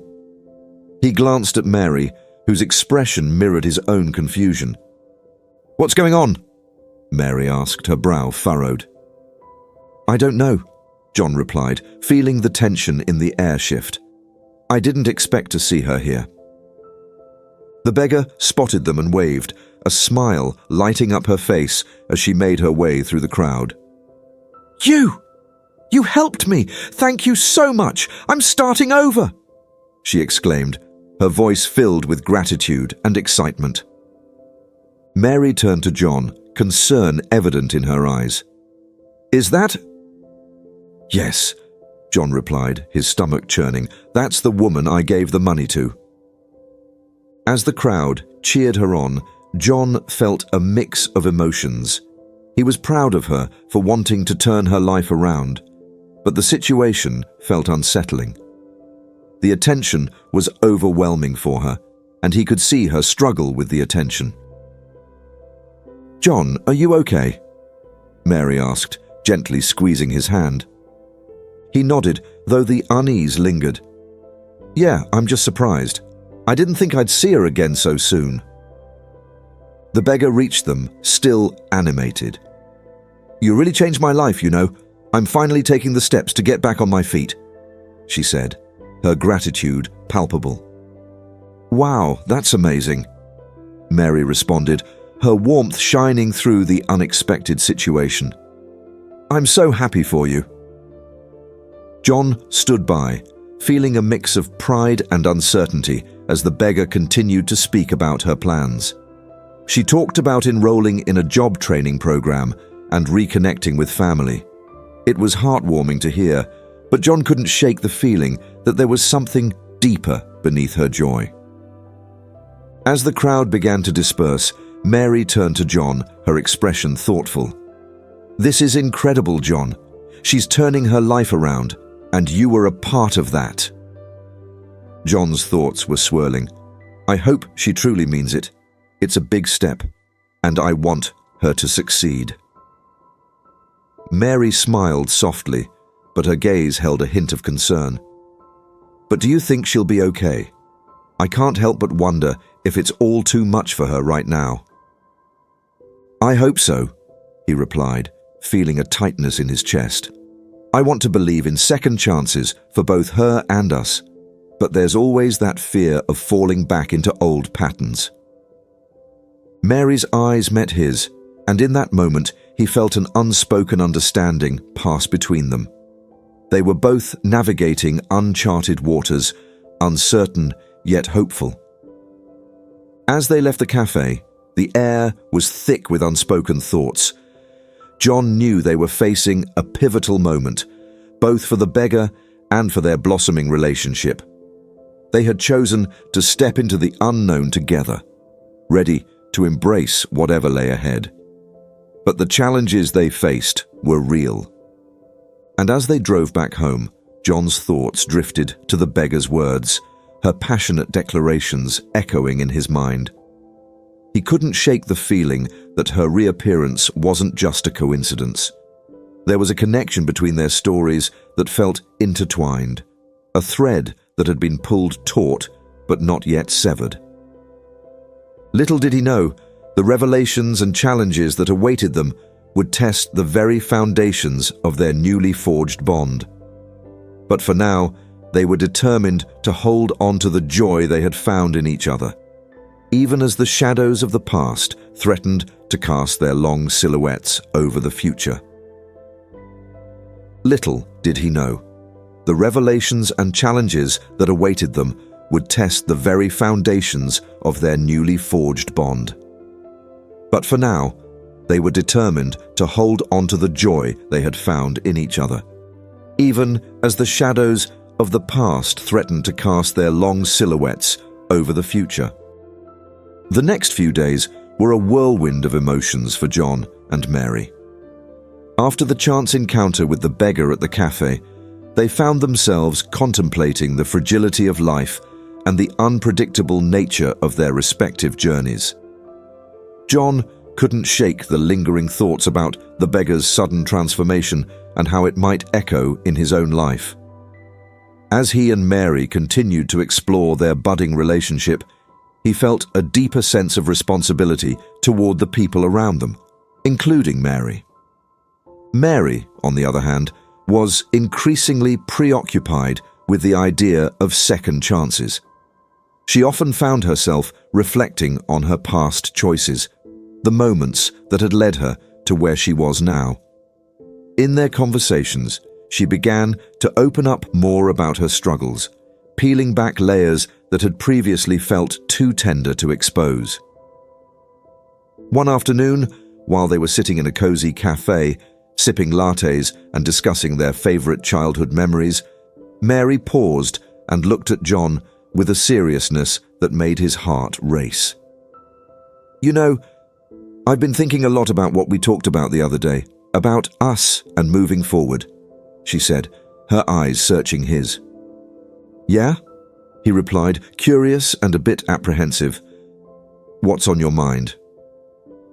"I want to share more about my past with you. I think it's important that you know where I come from, especially since we're trying to build something together." She took a deep breath, as if bracing herself for the storm of emotions that lay ahead. John nodded, encouraging her with a gentle smile. "I'm here for it. You can tell me anything, Mary. I promise to listen." Mary hesitated for a moment, her fingers tracing the rim of her cup. "I grew up in a small town where everyone knew each other. My parents had high expectations, and I always felt the pressure to meet them. I excelled in school, participated in sports, and tried to fit into this perfect mold that they had for me," she began, her voice steady but laced with vulnerability. John listened intently, leaning closer as she spoke. He could sense the weight of her memories, and he wanted to understand every bit of it. "That sounds tough," he said softly. It was. And then, when I finally got into college, everything changed. I was free for the first time, and I didn't know how to handle it. I fell in with the wrong crowd, started drinking too much, and lost sight of who I really was. I ended up dropping out and moving to the city, thinking I could escape everything, she continued, her expression clouding with regret. Mary, it's okay. We all make mistakes, John reassured her. What happened next? Mary looked down, her voice barely a whisper. I became someone I didn't recognize. I was struggling to make ends meet, working dead-end jobs, and sometimes I ended up back on the streets. It was a hard reality check, and it took a long time to confront the choices I made. John felt a pang in his heart as he absorbed her words. The image of the woman he had seen at the cafe, her hopeful smile, now tinged with the weight of her past, filled his mind. I can't imagine how difficult that must have been, he said gently. But look at you now. You're here, and you're doing something different. You're moving forward. Mary nodded, her eyes glistening with unshed tears. I want to believe that. I really do. But sometimes I fear that those old habits will creep back in, that I might slip into the same patterns. That's why I need you to know everything. I don't want to hide any part of myself from you. You won't have to. I'm right here, and I want to support you in every way I can, he replied, feeling a swell of protectiveness for her. You're not alone in this, okay? She smiled, her expression a mixture of gratitude and relief. Thank you, John. That means a lot to me. They spent the rest of the afternoon discussing their dreams and aspirations, the conversation flowing easily between laughter and serious reflections. John opened up about his own struggles, the heartbreak that had left him feeling lost, and the weight of expectations he had placed on himself after Sarah's death.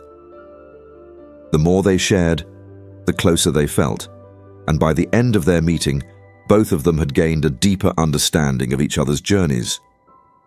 But as the sun began to set, casting a warm glow over the cafe, John's phone buzzed with an incoming message, pulling him out of their moment.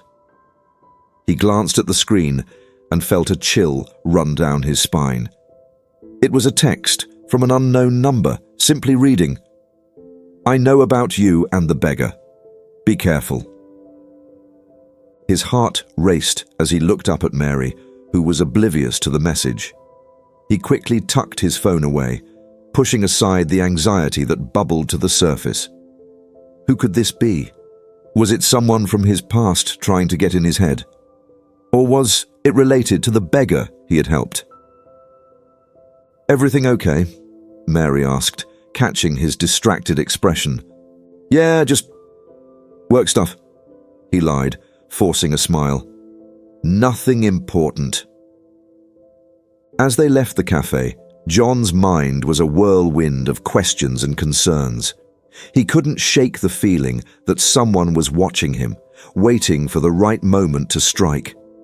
The excitement of his blossoming relationship with Mary now felt overshadowed by a looming sense of dread. The next few days passed in a haze. John found himself constantly checking his phone, half expecting another message or some sign of the person who had threatened him. He became increasingly aware of his surroundings, scanning for anyone who seemed out of place or suspicious. Each time he and Mary went out, he couldn't fully relax, worried that his past would resurface and put her in danger. Mary noticed the change in him, her ease searching for answers. You seem a little distant, John. Is everything really okay?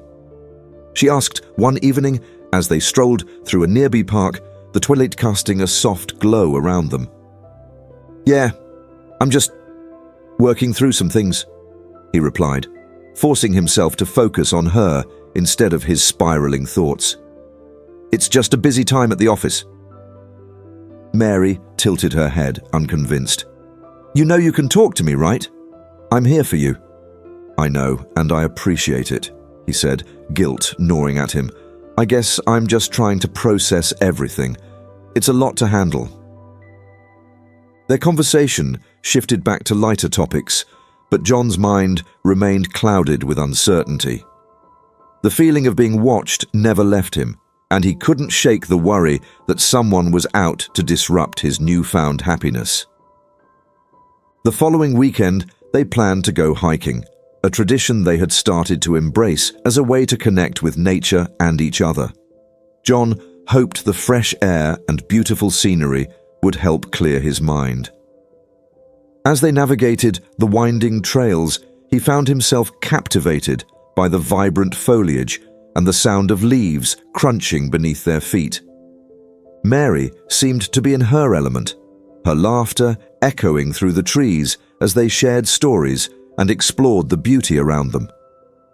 But as they climbed higher, John's anxiety crept back in. He kept glancing over his shoulder, scanning the trail for any signs of trouble. "Hey, are you okay?" Mary asked, noticing his distracted demeanor. "You seem a bit on edge." "Yeah, I'm fine, just a little tired," he replied, trying to deflect her concern. But Mary wasn't easily fooled. "You know you can be honest with me. I want you to feel safe with me," she pressed gently. John sighed, torn between wanting to protect her and feeling the weight of his own secrets. "It's just, sometimes I feel like there are shadows from my past that aren't quite finished with me yet." Mary took a step closer, her eyes steady on his. "You're not alone in this. Whatever it is, we can face it together. I want you to trust me, John." He looked into her eyes and felt a flicker of hope amidst his fears. "I do trust you. It's just that this is so new for me, and I'm scared of what might happen if the past catches up to me." Mary reached out and took his hand, grounding him in that moment. "We'll figure it out together. No matter what comes our way, we'll face it as a team." Her words offered a flicker of reassurance, and he nodded, feeling a sense of determination wash over him. They continued their hike, and as they reached a stunning viewpoint overlooking the valley, the sight took his breath away. The vast expanse before them seemed to symbolize the possibilities of their future.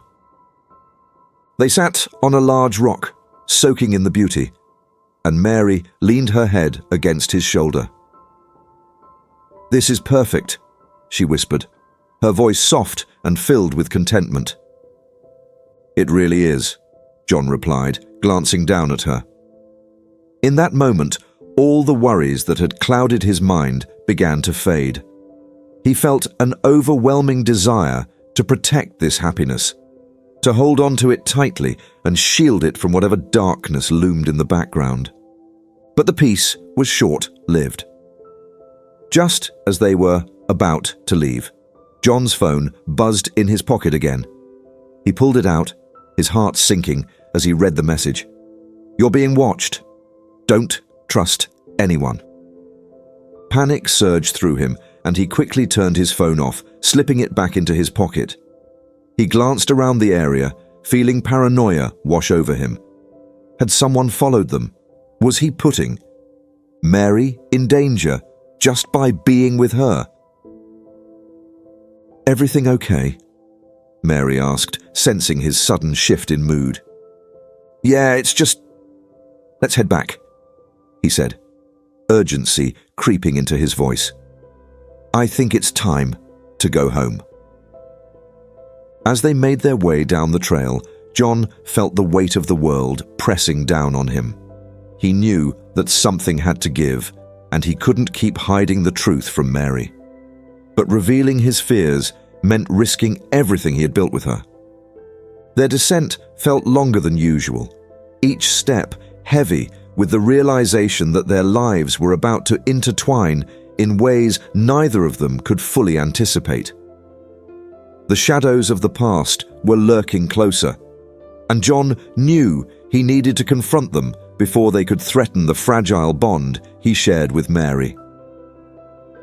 As they reached the bottom of the trail, John took a deep breath, ready to face whatever came next. He could feel the storm brewing, the winds of change swirling around them. And deep down, he understood that their journey was only just beginning. A tangled web of past choices and present desires, drawing them ever closer to an uncertain future. The following days felt charged with unspoken tension for John. Every time he looked at Mary, he saw a reflection of his own fears, a blend of hope and anxiety that clung to them both. He couldn't shake the feeling that their lives were on a precipice, ready to tip into chaos if he didn't confront the shadows of his past. He knew he needed to take a leap of faith, not just for himself, but for Mary too. That weekend, he decided to invite Mary over for dinner. He wanted to create an atmosphere of comfort and intimacy, a setting where he could finally share his burdens. He spent the afternoon preparing a meal, pouring his energy into every detail. The aroma of garlic and rosemary filled his apartment, grounding him in the present as he stirred the sauce simmering on the stove. Mary arrived just as the sun began to set, casting a golden hue across the room. She walked in, her face lighting up at the sight of the candles he had lit on the dining table. "Wow, it smells amazing in here," she exclaimed, a smile breaking across her face. "Thanks. I thought it would be nice to have a little dinner together," he replied, feeling a mix of excitement and nerves. He was grateful for her presence, but the weight of the conversation that loomed ahead felt daunting. They sat down to eat, and the initial awkwardness quickly melted away as they engaged in light-hearted conversation, teasing each other about their favorite childhood cartoons and laughing over shared experiences. But with each laugh, John felt the pressure building inside him, the urgency to share his truth clawing at the back of his mind. "So, what's really been bothering you?" Mary asked suddenly, her gaze steady and penetrating. "I can tell something's weighing on you." John set down his fork, his heart racing. "I've been meaning to talk to you about everything," he admitted, his voice heavy with sincerity. "About my past, and why I've been so on edge." Mary nodded, her expression shifting to one of understanding. "I'm listening. Whatever it is, you can tell me." Taking a deep breath, John began to unveil the truth that had been gnawing at him. "After Sarah died, I fell into a dark place. I blamed myself for everything, thinking I could have done something different. I lost my job, my friends, and my sense of purpose. I was a shell of who I used to be." He paused, looking into her eyes, searching for any signs of judgment. "I ended up making some bad decisions, getting involved with the wrong people." Mary leaned forward, her eyes filled with compassion. "What kind of decisions?" "I didn't handle my grief well," he confessed, his voice trembling.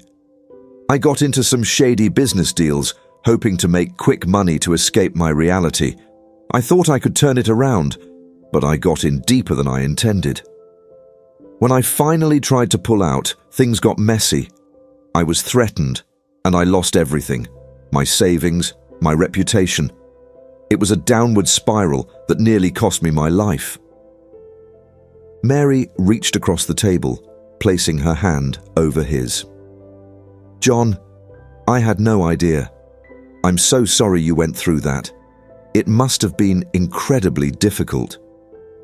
"It was," he replied, the weight of his past pressing down on him. "And even now, I feel like I'm still being haunted by those choices. Just the other day, I received a text warning me that I was being watched. It made me realize that the past doesn't just fade away. It can come back to haunt you when you least expect it. Do you think it's someone from your past, from those days? She asked, her brow furrowed with concern. Possibly. I can't shake the feeling that someone is waiting for the right moment to strike, John admitted, a knot tightening in his stomach. I don't want you to get caught up in this. You deserve better. Mary squeezed his hand, her grip firm. You're not going to lose me. We'll face this together. Whatever shadows are lurking, we'll find a way to confront them. The sincerity in her voice brought a wave of relief, but a twinge of guilt remained. He felt like he had dragged her into a storm she hadn't asked for. I just wish I could protect you from it all, he said softly. You can't protect me from life, John. None of us can. But you can trust me to stand by your side, Mary replied, her gaze unwavering. You're not alone anymore. We're in this together.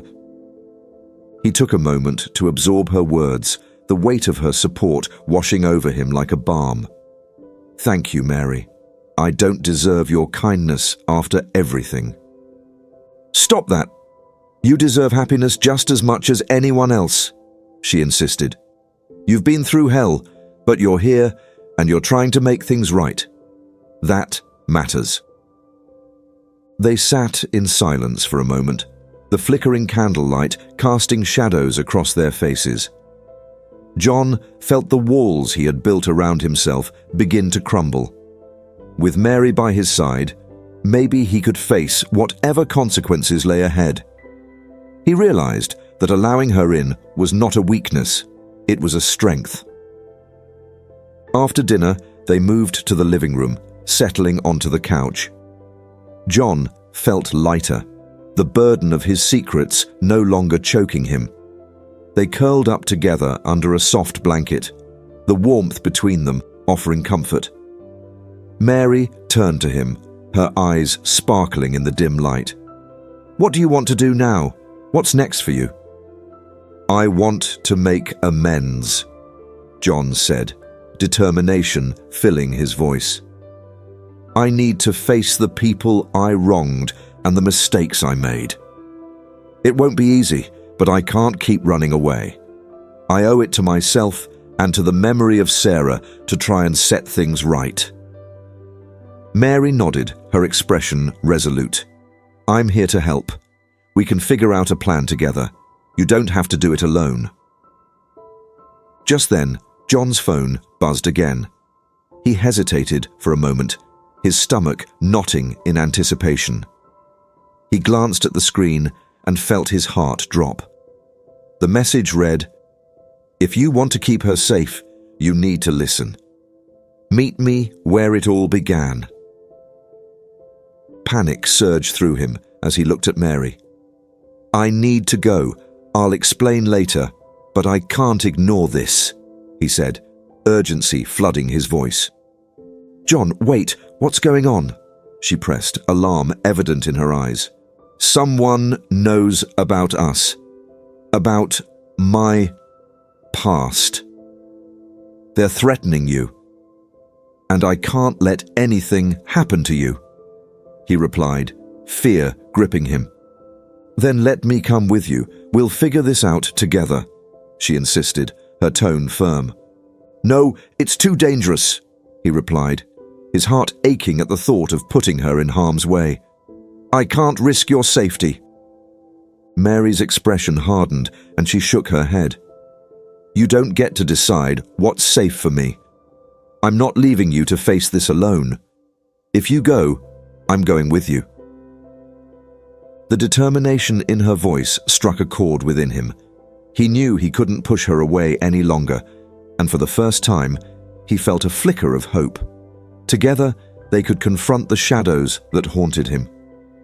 All right, he relented, his heart pounding. But promise me you'll stay close. I won't let anything happen to you. I promise, she replied, her eyes fierce with resolve. We'll face whatever comes together. As they prepared to leave, John's mind raced with questions. Who was this person? What did they want? And how could he protect Mary while confronting the demons of his past? But deep down, he understood that he couldn't allow fear to dictate his life anymore. It was time to face the music, to confront the very essence of his mistakes and reclaim his future. They drove through the quiet streets, the weight of the night pressing down on them. With each passing moment, John felt the urgency build within him, a blend of fear and determination that propelled them forward. He knew they were heading toward a confrontation that would change everything. Finally, they arrived at the abandoned warehouse where his past had taken shape, the very place where he had made his wrong choices. The memories flooded back, each one more haunting than the last. As they stepped out of the car, the cool night air wrapped around them, amplifying the tension. "Are you ready?" Mary asked, her voice steady but laced with concern. "I have to be," John replied, taking a deep breath. "No more running. This ends tonight." As they walked toward the entrance, every instinct screamed at him to turn back, to protect Mary at all costs. But he pushed through the fear, knowing that standing in the shadows wouldn't lead to any resolution. They had to face the past to secure their future. The door creaked open, revealing a dimly lit interior filled with the echoes of lost dreams. The air was thick with dust and memories, and John felt his heart race as they stepped inside. The shadows danced around them, and he scanned the room for any sign of movement. "Stay close," he whispered to Mary, his heart pounding in sync with the anxiety coursing through him. "Always," she replied, determination shining in her eyes. As they ventured deeper into the warehouse, John's senses heightened. He could feel the weight of history pressing down on him, each step echoing the choices that had led him to this moment. The darkness enveloped them, but Mary's presence anchored him, grounding him in the present. Suddenly, a figure emerged from the shadows, a familiar silhouette that made John's blood run cold. "You shouldn't have come back, John," the figure said, their voice dripping with malice. "Who are you?" Mary demanded, stepping in front of John protectively. "It doesn't concern you, sweetheart," the figure sneered, their gaze locked on John. "This is between us." "I'm done running from you," John said, his voice steady despite the fear surging within him. "Whatever you want, it ends here." A dark laugh echoed through the warehouse. "You really think you can escape your past? You've made enemies, and they won't just fade away." "Maybe not, but I won't let them take my future," John declared, his resolve solidifying. "You won't threaten Mary or me any longer." As the tension thickened, John felt the fight or flight instinct surging within him. He didn't know how this confrontation would play out, but one thing was clear. He was ready to face whatever came next, and he wouldn't do it alone.